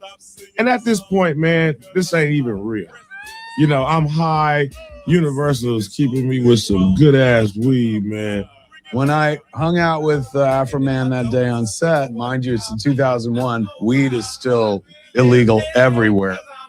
But he was still smoking outside. I remember being very impressed by that and scared, where I was like, we're all going to jail. But it worked out. That video gonna last forever.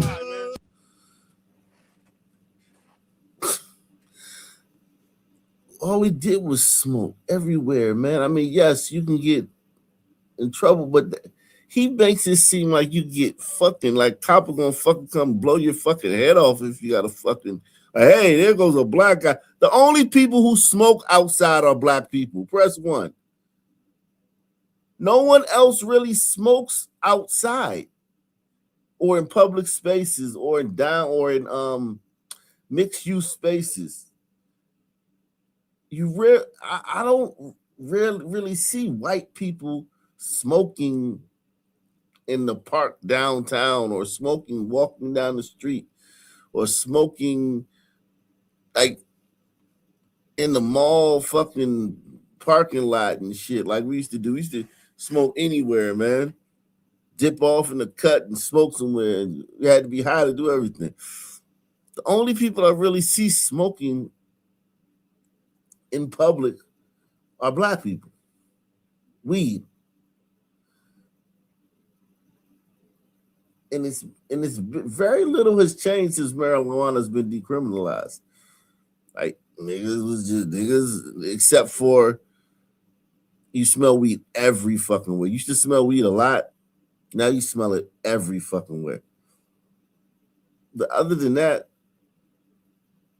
and going to jail and shit, niggas going to jail over weed. But as far as your everyday life, in reality, no, cops weren't coming and seeing niggas smoking weed, just being like, hey, you're black. It would have been all right if you were white, but you know, you're black, so you can't smoke weed right here. The only people who smoke weed in public are black people. At that time, marijuana was criminalized. It may not be to my advantage to stand in public with a microphone, being a black man in a white society yelling out, I got high. The fuck? That shit just turned me off when he said that shit. I'm like, yo, you trying to be a victim, man?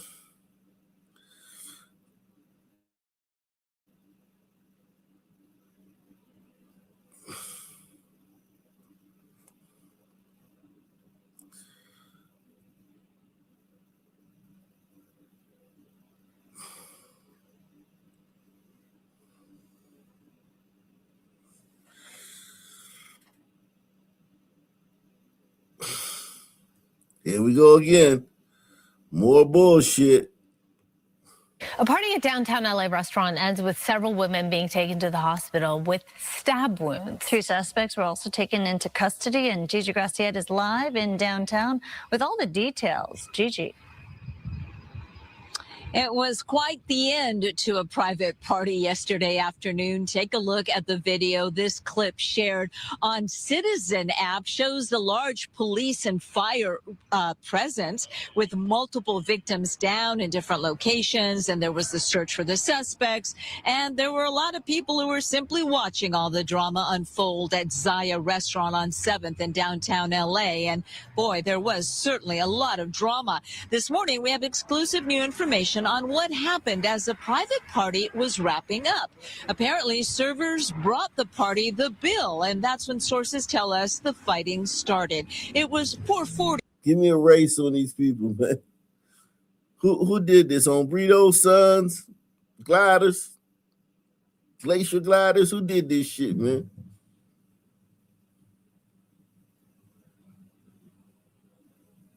They got brought the bill and the fighting started.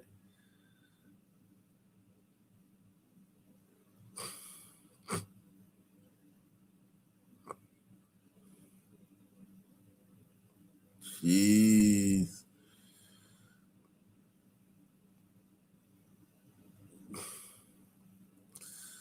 Fucking A, man. Restaurant on 7th in downtown LA. And boy, there was certainly a lot of drama. This morning, we have exclusive new information on what happened as the private party was wrapping up. Apparently, servers brought the party the bill, and that's when sources tell us the fighting started. It was 4:40 in the afternoon, and apparently the all-girl group disagreed on something and started arguing with each other. That's when police... It was probably one of them deals where they say everybody gonna pay for the bill. What is that thing where you we splitting the bill? And then another girl was like, nah, I'm paying for my shit. You motherfuckers got wings and shit and hors d'oeuvres and appetizers. I just got an entree. Fuck you mean split the bill? Fuck that.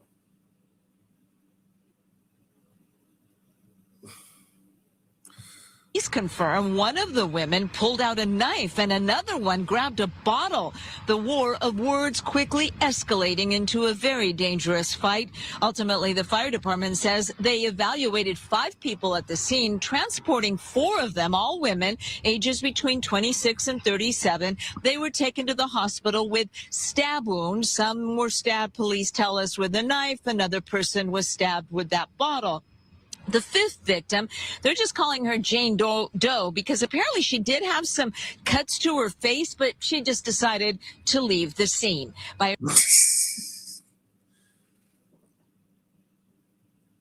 These women are fucking savages, man. These women are savages. Early evening, police confirmed 2 suspects were arrested, and this morning, those 2 suspects, both women, are still behind bars. They're facing charges of assault with a deadly weapon. And bringing it back here live, we're told that one of the suspects in jail is possibly related to one of the victims in the hospital. That still has to be confirmed. Police have a lot of work to do on this case. Meanwhile, no word on whether or not that bill was ever paid at Zaya Restaurant. Reporting live. At least they didn't fucking beat up the motherfucking in downtown LA, I'm Gigi Later, Graciette. man. Back to you. What a mess. All right. Scary situation there, Gigi. Thank you. Jesus Christ, man. Stay away from blacks, man. Don't relax. A scary case of road rage along PCH in Orange County. Caught on camera, 2 bicyclists nearly run off the road. The cyclists say 2 drivers... Bicyclists are assholes, man. Cyclists are assholes, man. I'm not even gonna lie, man. Urban cyclists are assholes. And they do a lot of shit and that could get you killed.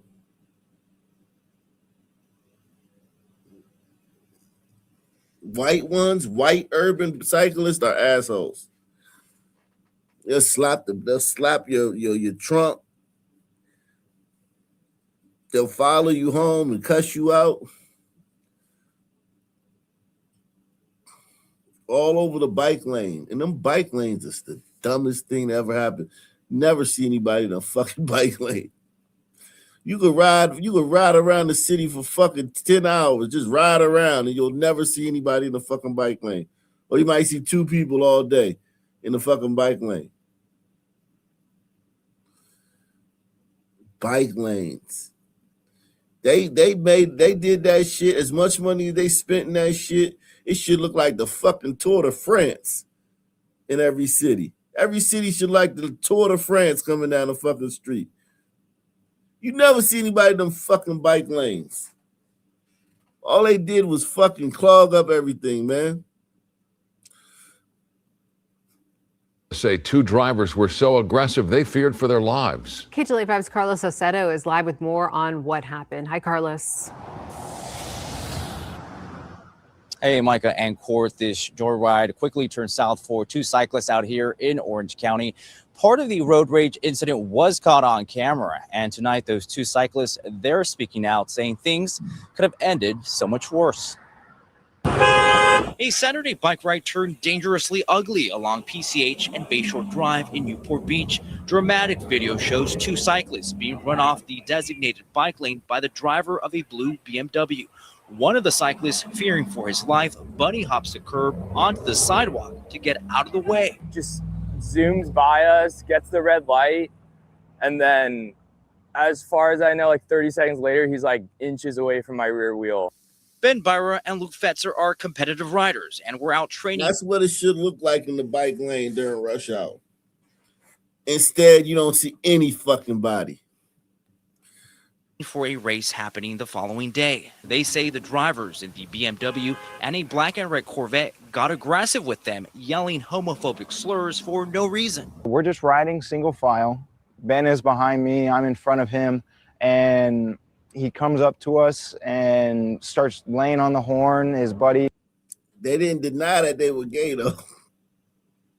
Did you hear denial, man? I didn't hear denial, man. And red Corvette got aggressive with them, yelling homophobic slurs for no reason. We're just riding single file.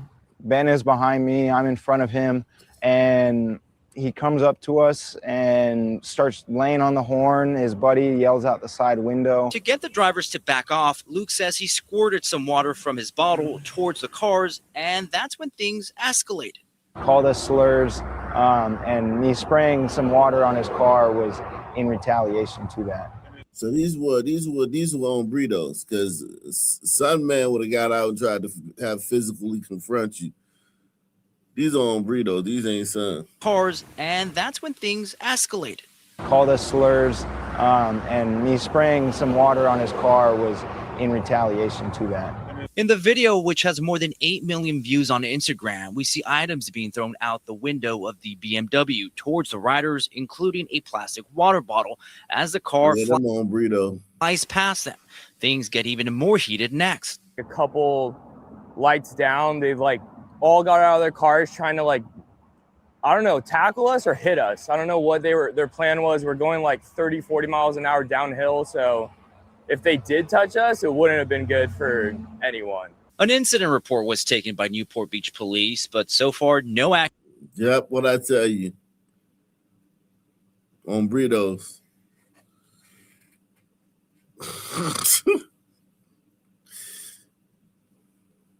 There go your fucking border, man. Them 2 faggots probably love fucking immigration, man. What you get. There go your immigration right there, motherfucker. Your melting pot.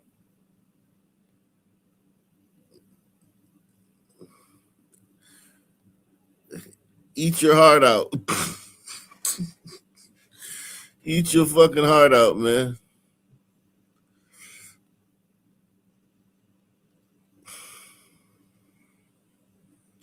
Shout out to Lynn. Shout out to Lynn. Lots of new names in the chat. Salute New Ock Nation homies.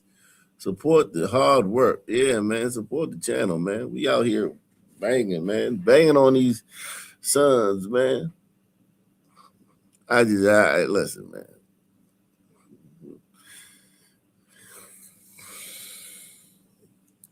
It's astounding. This shit is astounding. But so far, no active investigation is underway. Luke's attorney, who is a cyclist himself, says this is one example of the dangerous roads for riders. What's scary to us is we've seen a real rise in intentional aggression towards cyclists. The unfortunate thing here is... it shouldn't be there, man. That fucking lane should be open for cars. You fucking assholes got your own fucking lane and you never fucking use it.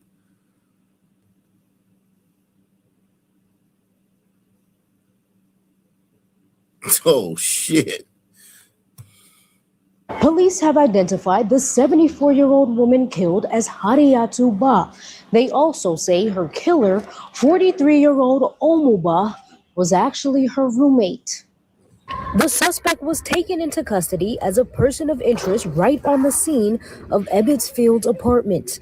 But it was not until today that police said she has been charged, not only with using scissors to stab the 70-year-old woman multiple times in the head and arms until she died, but also repeatedly stabbing another elderly woman in her back and her arm. Tenants of the building say this kind of violence is much different than what they're used to. Because you think that you know somebody, but we don't really know the people that we're living next to. So I think being hyper vigilant and not, like, you can be friendly, but not overly friendly. Just be cautious, because you really never know who you can run into. Somebody could be having a bad day and they can end up taking that out. Smash, man. Smash. Project hoes, man. Project bitch, man. I love me a hoodie rat, and that's a fact. She dumb as a brick. She talking and shit, and she ain't saying a motherfucking thing. Following a local 10 new surveillance video after a shooting happening in West Perrine. That gunfire happening last night. One man was injured. Local 10's Jeff Dedarian joining us live from that scene. And he is very latest as deputies investigate. Hey there, guys. Our exclusive video showing people scattering when bullets start to fly. When the shooting stops, one person rushed to the hospital. Taking cover. Shots fired only. Local 10 with this video showing people about 12 seconds in. You see it frame by frame. People running for cover, rushing inside a corner store to shield themselves from the bullets. Just before 6:30 Sunday night, cops say one man rushed to Jackson Memorial South. Our cameras capturing what looks to be clothes on a sidewalk. Also, yellow police tape draped the scene, and Local 10 there when detectives snapping photos and putting yellow markers down, plus collecting other evidence from the crime scene. Part of the road had to be blocked while detectives did their work. We don't know if the person shot was the intended target or hit in some kind of a crossfire. Also unclear right now how many shots fired and if a weapon was recovered at the scene or not. All right, at last check, the victim in stable condition at Jackson Memorial South. No names yet from cops. Also, we don't know at this hour if the shooter is in custody or still on the run. We asked. They didn't tell us. We're live in West Perrine. Jeff Dedarian, Local 10 News. All right, let me get to X, man. Shit.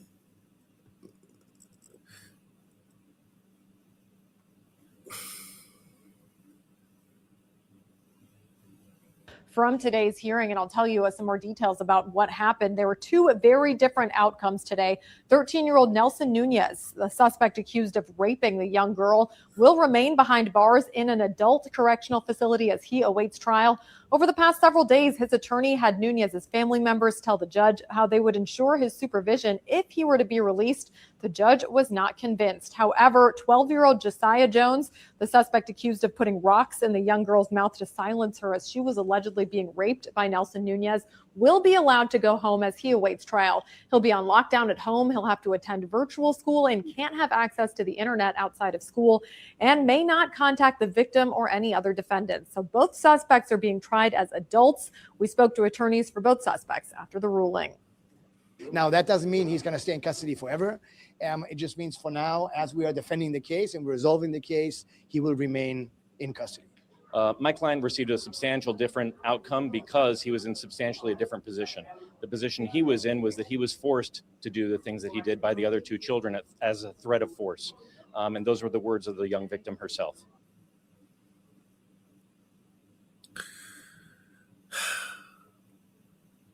From today's hearing, and I'll tell you a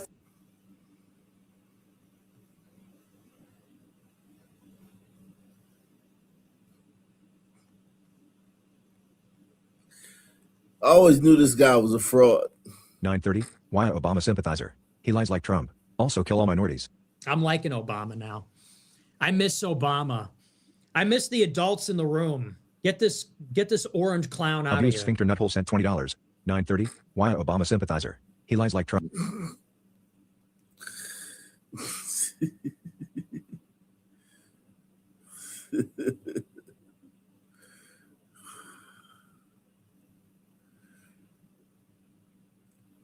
Now he's pivoting, man. Nick Fuentes is pivoting to the left. All the top Republican influencers, they got bored real quick once they got the Democrats out and in a real like strong Republican got in there, they instantly flipped and showed their true colors. They're all a bunch of Democrats. This is nothing different than a guy acting tough. This is no different than a guy acting like he's hard, like he's a tough guy, and then getting punked by another guy in front of everybody, and having the shame of getting bitched out in front of everybody, and shown who he really is. Press 1. Yeah, those people are just freaks. The whole anyone that has any genuine racial hatred, we have to just say there's something wrong with you. Nick Fuentes, man, he's pivoted, man. He sees the grift. He thinks the grift. I think him and Candace and Megan and Tucker, I think whatever information they got that the new grift is on the left because it's going to be a backlash to Trump. I think they don't understand that Trump is the backlash to the left. I think they're gambling that, okay, Trump's overreaching, so there's going to be a backlash from on the left, and if we move to the left, we can get all those views by, we can print money, because when you have big followings like these guys, you just print money. You go live or you make a video and just get like a couple $1,000 every time you post something. They feel like, okay, we can. The conservative grift is slowing down, but there's going to be a lot of red meat over there on the left. But I think they just don't understand that the backlash against Trump wouldn't happen until like the end of the first J.D. Vance presidency, or whoever the next Republican president is. It wouldn't happen until the end of his presidency, because the Democrats literally went too far. The Democrats went too far under Biden. Like, they let in 10, 20 million illegals. They force you to get a jab to go to the fucking movies or go to a bar. They burned down a bunch of cities. they brought in that trans shit and the fucking pronouns and shit. You notice that you don't hear anything about pronouns. When the last time you heard something about pronouns? I haven't heard nothing about pronouns in a long time, man. I remember it was everywhere a few years ago. Pronouns, pronouns, pronouns.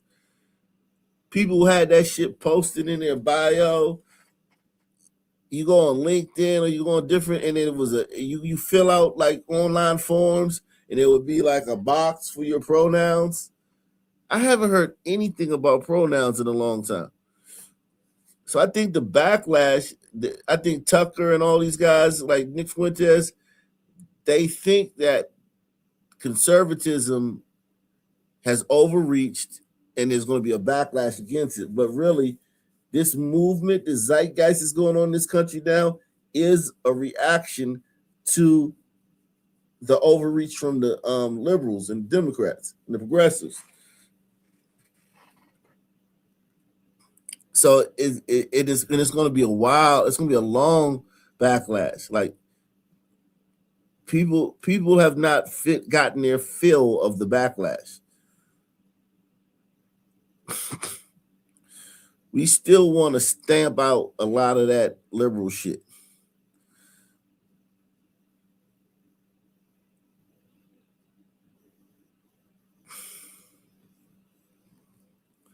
I understand not wanting to live around black people. I get it. And I understand when you see what black people do, some of them, I understand hating that. But this whole like autistic racial, like actual racialism, actual racial militant hatred, it is. He's going to try to put that on Trump. See, he's pivoting. He used to be the main guy talking about races. He used to be the biggest online racist. That was his thing. He was the one white guy that spewed racist shit. You know what I mean? He was that guy. So he's pivoting away from that. Like a freak show, you know, because that comes from an emotional place. It is one thing to say that, like, there are whites and blacks, and black people clearly are not on our level of development, and that's why they're struggling. That's why they're not integrating well, and that's why there are these problems. Like, it's one thing to say that clinically, and it's one thing to see what they do and get frustrated by it and get angry about it. It's a whole other thing to have this like persistent like antipathy for vast groups of people. That is just like a low IQ, a dysfunctional thing.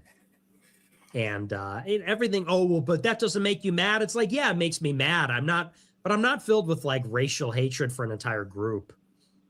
Even the Jews, even the Jews, as much as justified as it would be. No. But even like I do actually like a lot of Jewish people. Like I even though Jewish pivoting, he's pivoting. These guys, one thing that's being exposed, and we always knew it, but a lot of people, these people are just in this thing for views. These are leaders, right? Leaders. Like, think about it, right? My channel has been the same, right? Crime, exposing, who's committing the crime. I've been doing this for 10 years, right? How many other content creators do you know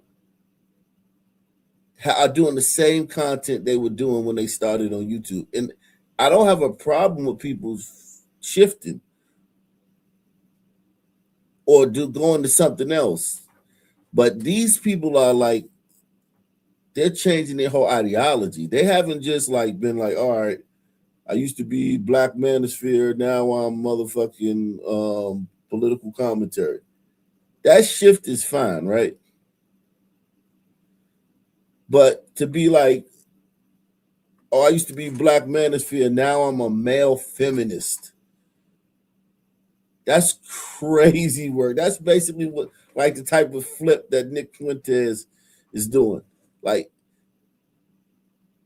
They're literally like flipping the scripts. Yeah, keeping themselves relevant through controversy. Yeah. But also not just keeping himself relevant through controversy, but jumping on a wave that he thinks is going to be huge, but it's not going to be. It's a ripple. It's not a wave. It's a ripple. The backlash against Trump, you got to understand, Democrats, they've gotten themselves into an area where they're just fuck ups, right? Democrats are fuck ups now. Trump has it's kind of like forced them to be on the wrong side of everything, right? So they're on the wrong side. So Democrats are always going to be on the wrong side of everything because they have to do the opposite of Trump. So they forced it. They've unwittingly. I don't know if it's unwittingly because I'm sure somebody over there knows it. I'm sure some strategists are like, "Yo, damn," but the derangement won't allow the actual politicians and the actual talking heads and actual influencers on the left to actually make smart decisions because the Trump derangement, they always have to take opposite of what Trump's doing. And Trump has purpose and he has direction and he's like a train barreling down the tracks. So any mistakes he makes, he can just make them null and void with more boldness. So Trump, all he has to do is if he makes a mistake, a slip up, is just be more bold. And the Democrats, they're stuck in a loop where they gotta. Trump can't really do anything wrong now because he set up he shifted the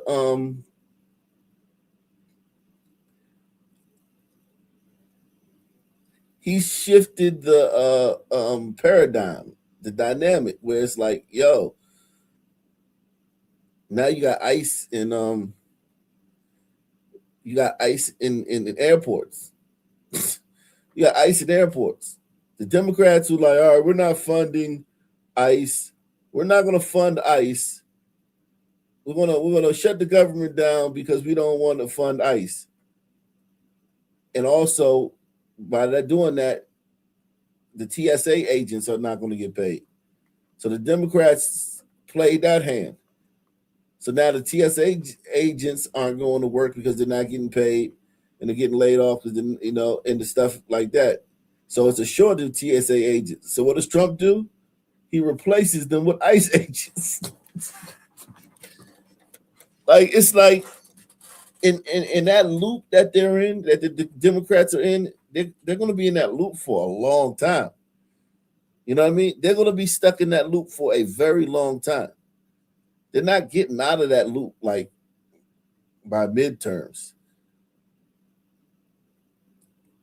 They're always going to try to do the opposite of what Trump does, and Trump is just going to bombard them with more boldness.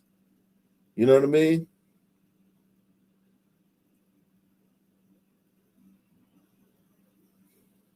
He's just going to push the envelope. He's going to raise the ante.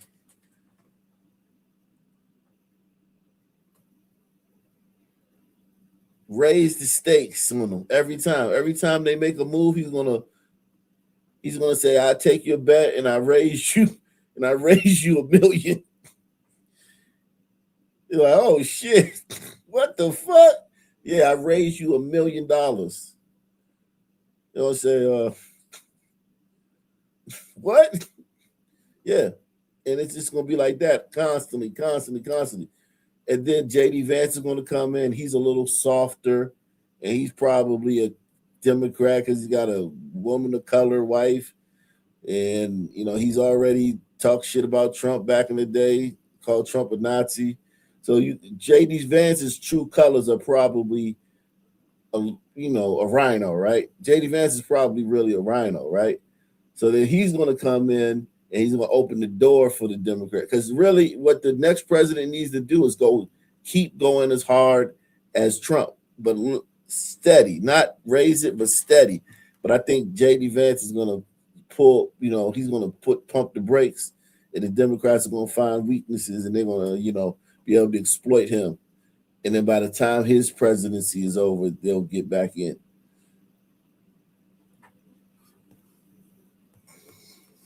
People have ruined my life in many ways, and like they do horrible things. I don't have a hatred for them as a group, and I could say nice things about them, but that comes from being a Christian. That's the kind of peace and that's the kind of disposition that you can only have if you love God, if you truly have love in your heart for people. And it's no coincidence. It's always these pagans that harbor this. They removed your channel for saying repeal the 19th. All right, that's good. Yeah, everybody don't say repeal the 19th. Did you write it or did you say it? Intense animosity all the time. And if you have that, you really got to get over that. And that doesn't mean you need to stop being racist. It doesn't mean you got to stop being a quote unquote racist, but you got to let go of wrath. You have to let go of anger. You can't let that define you. These people are so fucking corny, man.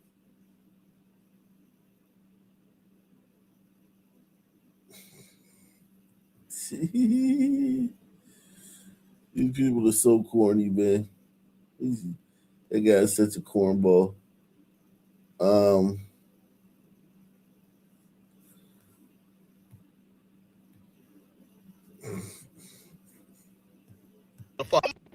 And dear motherfucking ice. Motherfucking output trying to hand me some water. Nigga, I don't want none of your motherfucking water. You in here getting paid $100 and some thousand motherfucking dollars a year just to pass out water. Nigga, go run to the motherfucking store. You in here getting motherfucking paid $100 and some thousand dollars. TSA ain't getting motherfucking paid, and all you doing is passing out motherfucking water. Nigga, go fix the motherfucking AC. Trying to act like you motherfucking friendly, cause you ain't got no motherfucking mask on. Want none of your motherfucking water? Go to motherfucking Iran and fight. You so motherfucking tough. Passing out motherfucking water. Nigga, help with this motherfucking luggage.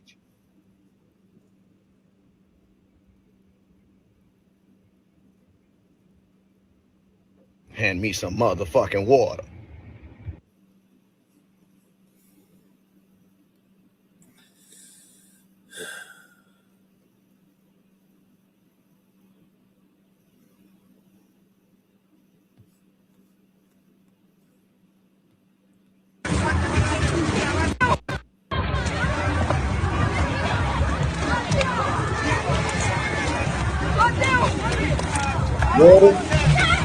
Water.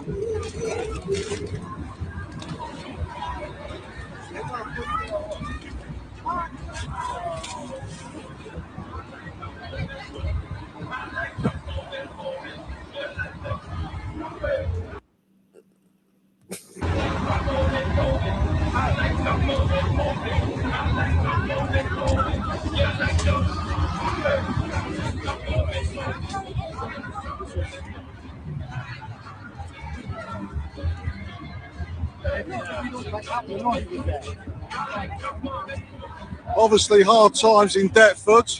The water supply has not reached here yet, as you can see by all the locals trying to nick all the water that is actually for the marathon runners. although the last coach has gone past, so the marathon runners are on their own. But it's quite a sad state.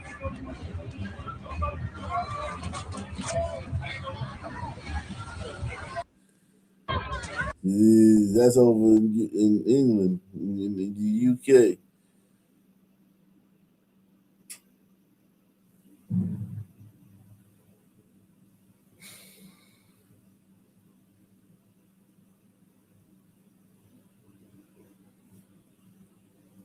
And my thing is, people will say, "Oh, Trump is racist. The Republicans are racist." Well, let's get into the Democratic Party. Like, when the last time y'all really did something for us? Like, when I talk even about crack epidemic, every person that was that family member or main guardian was on crack, every child should have been able to go to school for free. Like, that messed us up. We prevailed slavery, the race riots, Jim Crow, crack epidemic, mass incarceration. Now we're dealing with illegal immigrants. Y'all have all this money, and they go back and forth. Well, it was the Republicans, it's the Democrats. Well, at the end of the day, Kamala, like, there was an executive order, executive order 14010 that was issued by President Biden, but she was supposed to oversee when it came to these immigrants coming over here from South America and stuff like that. Like, if I understand you the vice president, well, who did you have to help you oversee? Because Even when niggas like got some damn sense, they still don't quite nail it. They don't quite strike the right chord.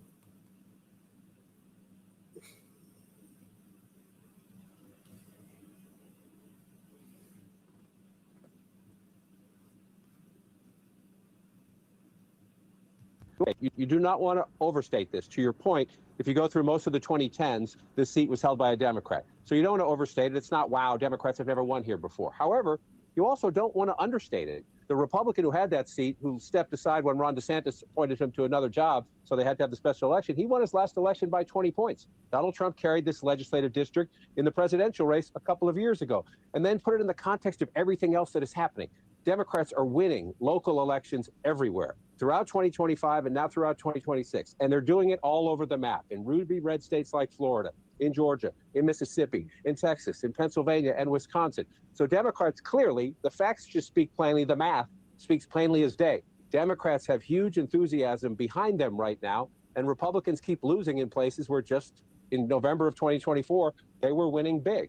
And so Democrats believe that they had a good year set up because it's a midterm year. You have a Republican president, his poll numbers are down. They thought they had a good year, and they think actually as we start to move through the early spring here, the opportunities are getting even bigger and wider, broader, if you will. That's because Republicans not getting out and voting. The Republicans are comfortable because they have the White House.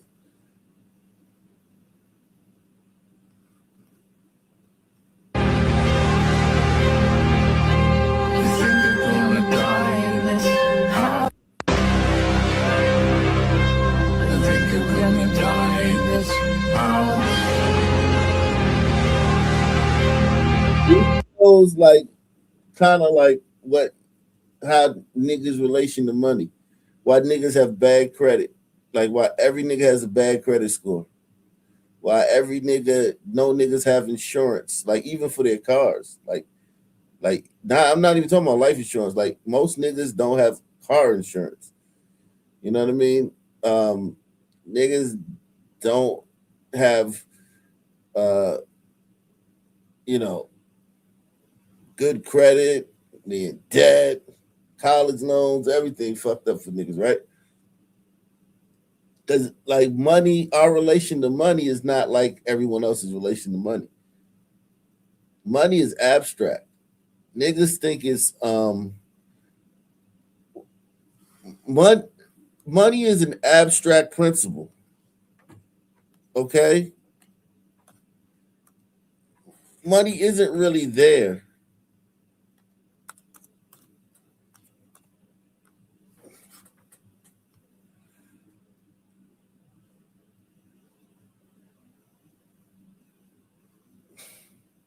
It's a property, man.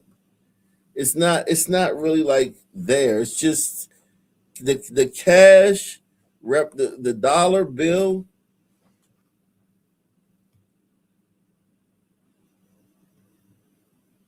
represents something that's abstract, the same way a letter represents a sound.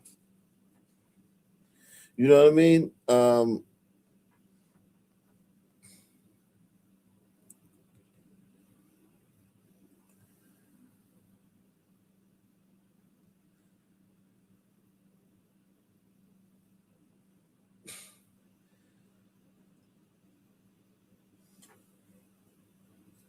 It's but we stuck on the tangible form of money. We stuck on the tangible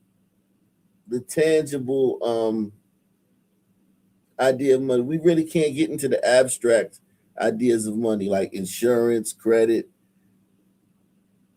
When money becomes non-tangible or non-concrete, and it's not represented by the actual dollar bill, the physical bill, when money becomes non-physical and it becomes, something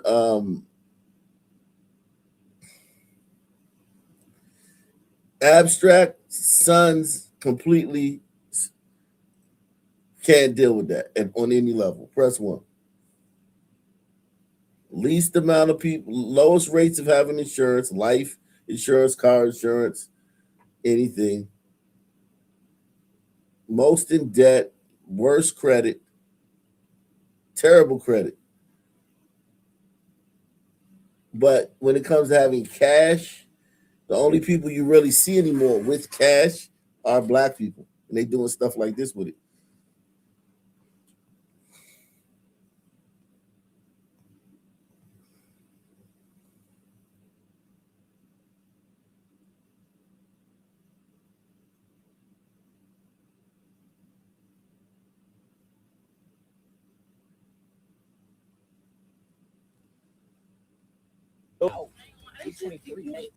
I don't know female being a trench high, being a trench specialist, home like a. We from 77 and Green, Block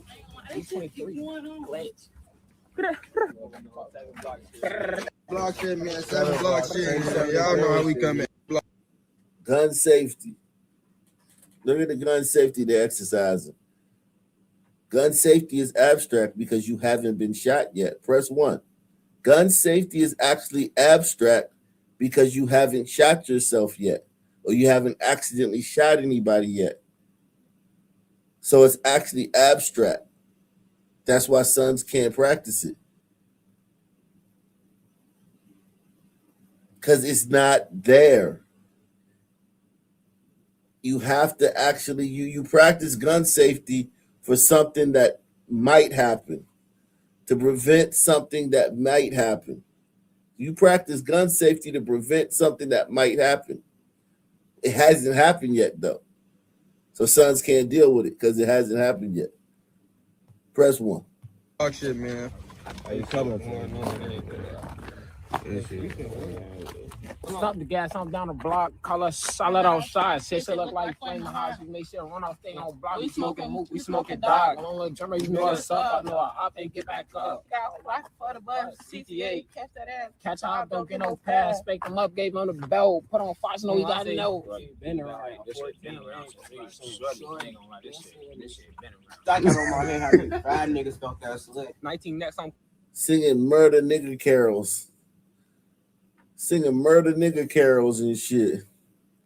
And waving guns around with switches. All them guns got on switches. If they accidentally pull that trigger, the whole clip won't come out.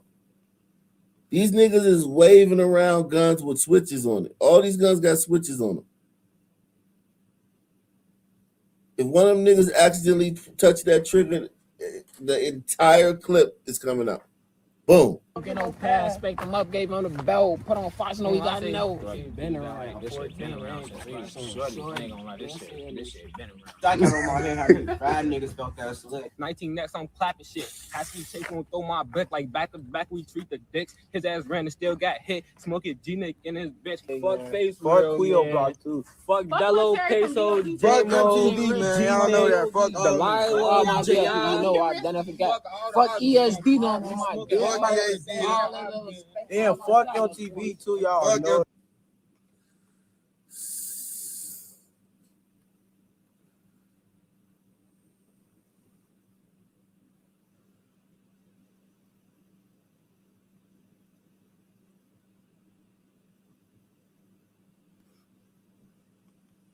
Is that fair? Am I being fair here? I feel like I'm being fair. Is that fair? Am I being fair here? I feel like I'm being fair. And I have some more interesting information. Yeah. Your punishment is more truth, Mr. Blake Neff and Andrew Colvett. There could be a reasonable explanation. I would just like to hear it. It's another interesting data point for me. I would just like to hear it. It's another interesting data point for me. It's another interesting data point for me. For me. And this most definitely will require a response from Turning Point USA, and who should have been able to answer that question. And so it's fair to assume that Erica should have remembered that Andrew Colvett's wife was flying with him, but she didn't. Is that fair? Am I being fair here? Hey, listen, she printing money off Erica. I can tell you that she printing money. It's old age, whatever.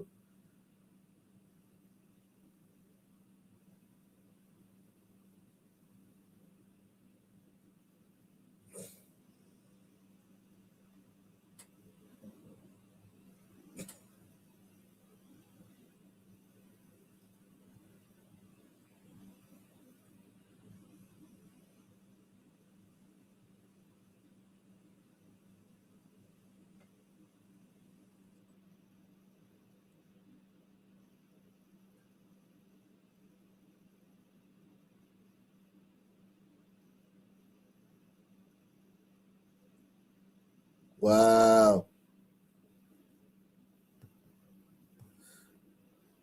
Look at that turbulence. Fucking hey, bro.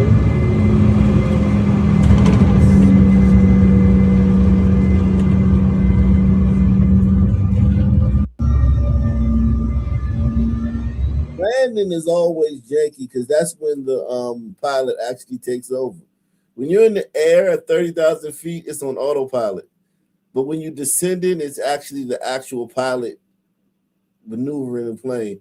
And that's when it gets really wobbly. You have you noticed that?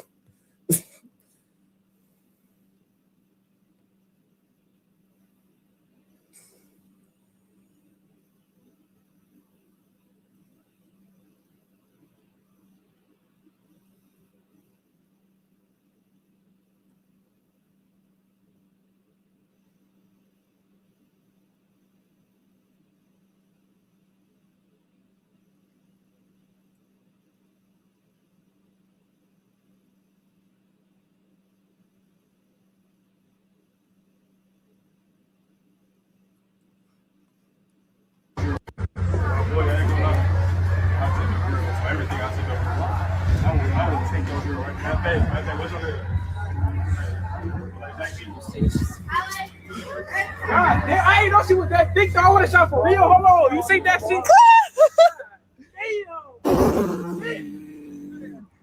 If this was reversed, niggas would be trying to say it was racial and they'd have been marching and Ben Crump and shit. If this was reversed, if a white dude walked up and treated a black couple like this, it would have been fucking the news. Every news channel in the fucking area would have been interviewing them. And they've been sitting there looking all sad and somber, playing the victim card. Niggas do this shit and no response.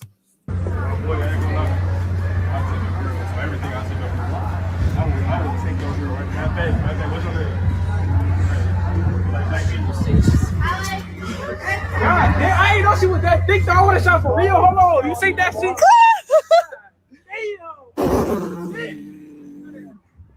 No, that boy flashed on you.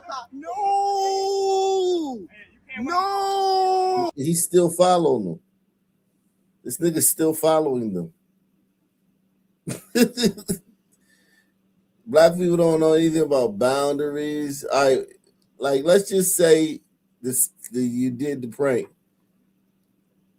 it's over. Like, all right, that would have been the perfect time. Like, oh, it's over. This nigga's gonna still keep following them. You know what I'm saying? And then eventually, here's what's gonna happen. I guarantee you what happened if we could see the rest. He's going to end up feeling aggrieved by something they did, and then want to assault them. He's gonna want to assault them or the guy or the girl for something they said in response to his just insane behavior. They'll like, one of them will say something and he'll get offended and then like go straight like berserk on them. Well, I ain't gonna lie, you just shot from half court, though.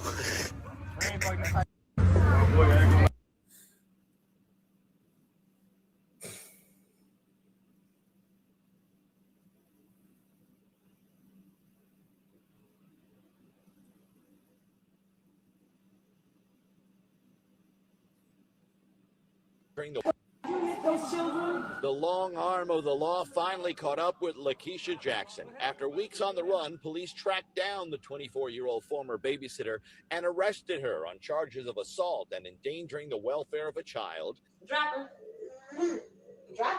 Crimes captured, police say, on a home security camera.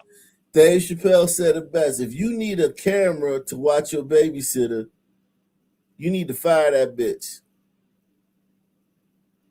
Press 1. If you need a camera to watch your babysitter, you don't need that babysitter.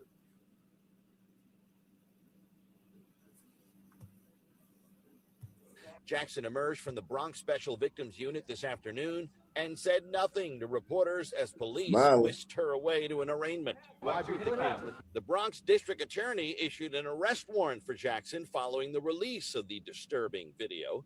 Investigators say the video shows Jackson using a belt to beat 3 children under her care, ages 2, 4, and 6. A Nest camera inside the family apartment captured what happened in early May. A notice of claim filed by the family alleges the babysitter struck the children 58 times.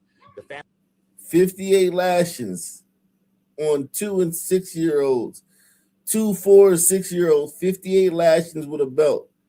And all these kids are white.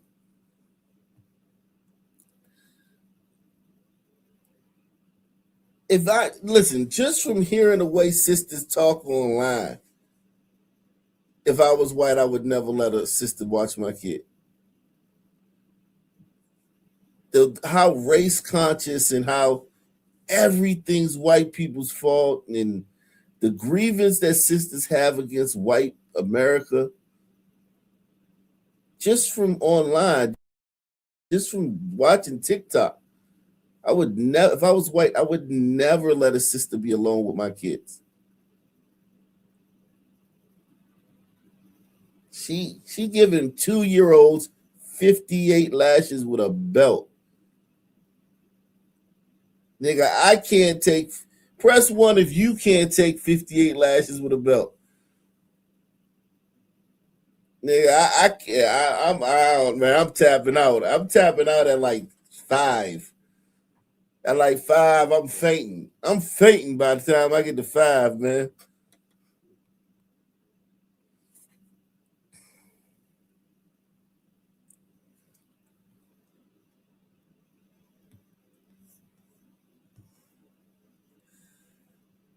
Yeah, I mean, shit, if you white, I mean, shit.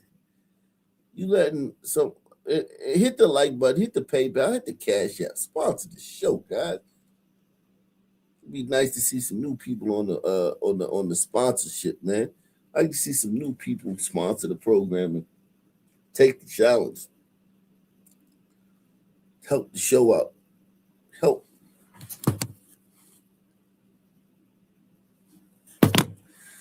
But yeah, anyway, man, yeah, this sister.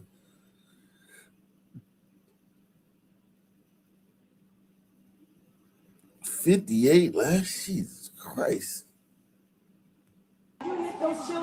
The long arm of the law finally caught up with Lakeisha Jackson. After weeks on the run, police tracked down the 24-year-old former babysitter and arrested her on charges of assault and endangering the welfare of a child. Drop him. Drop him. Crimes Now captured. here's the thing. She did this shit, right? Like, she's on camera doing this shit.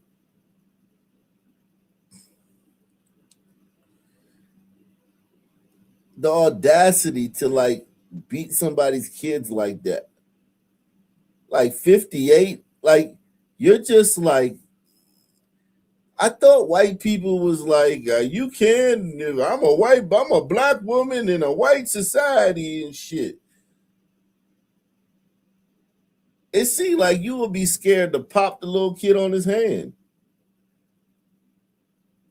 Ours is just a black woman. Ours a little black mammy. And you kids is misbehaving. When your mammy and your pappy come home, ours is gonna tell them that you've been misbehaving. She was like, nah, I got this, man. Y'all motherfuckers acting up. 58 lashes, man. We gonna go on, we're gonna age, we're gonna order an of age. The 2-year-old, get your ass over here. How you hit a 2-year-old that many times with a belt? Unless you got some real animus. Press 1. You gotta have some. I got a 2-year-old, right? I got a 2-year-old, right? He in diapers.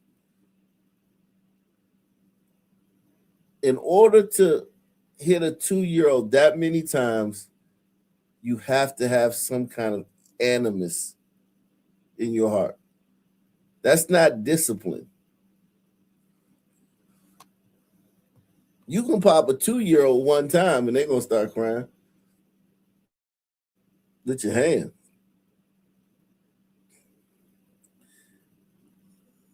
Nah, this ain't anger issues. This is racism. This is racism and also opportunity. She wouldn't have did no another Keisha's kids like that. You think she would have did fucking goddamn Peaches and Nene's kids like that? She'd have got her ass whooped. They'd have ripped her limb from limb.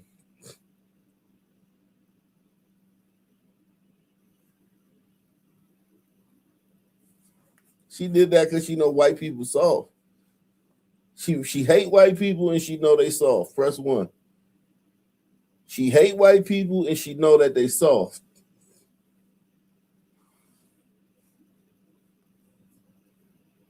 Salute to Lynn. He said, come on, y'all, take that number one from me. Yeah, man.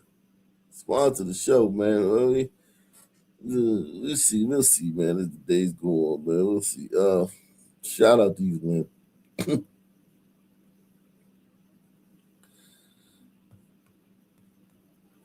Police say on a home security camera. Jackson emerged from the Bronx Special Victims Unit this afternoon and said nothing to reporters as police whisked her away to an arraignment. The Bronx District Attorney issued an arrest warrant for Jackson following the release of the disturbing video.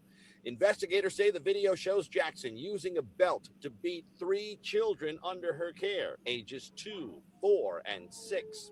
A Nest camera inside the family apartment captured what happened in early May. A notice of claim filed by the family alleges the babysitter struck the children 58 times. The family also claims Jackson slammed one child into a bed and struck another with a hanger. She was just in there fucking them kids up.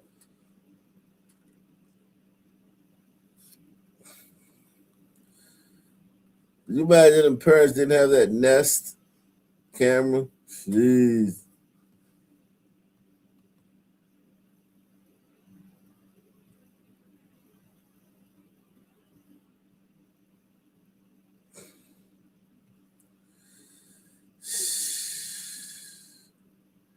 Salute to everybody out there, man. It's been a great show, man. Great show. I'm gonna get up out of here, man. give me some rest, man, so I can do what I gotta do, man. Hopefully come back tomorrow, man. Salute to everybody out there, man. Shout out to all you people, man. Shout out to Lynn, man. Everybody who sponsored the show, man. Shout out to Noble Victory. Noble Victory's in the building, man. First time Noble Victory, yeah, man. Yeah, man. Next show, man. We just need some more people to take the challenge, man. I'll be back tomorrow, man. Salute to all you people out there, man. All the Ock Nation. Same black time, same black channel. I'm out of here.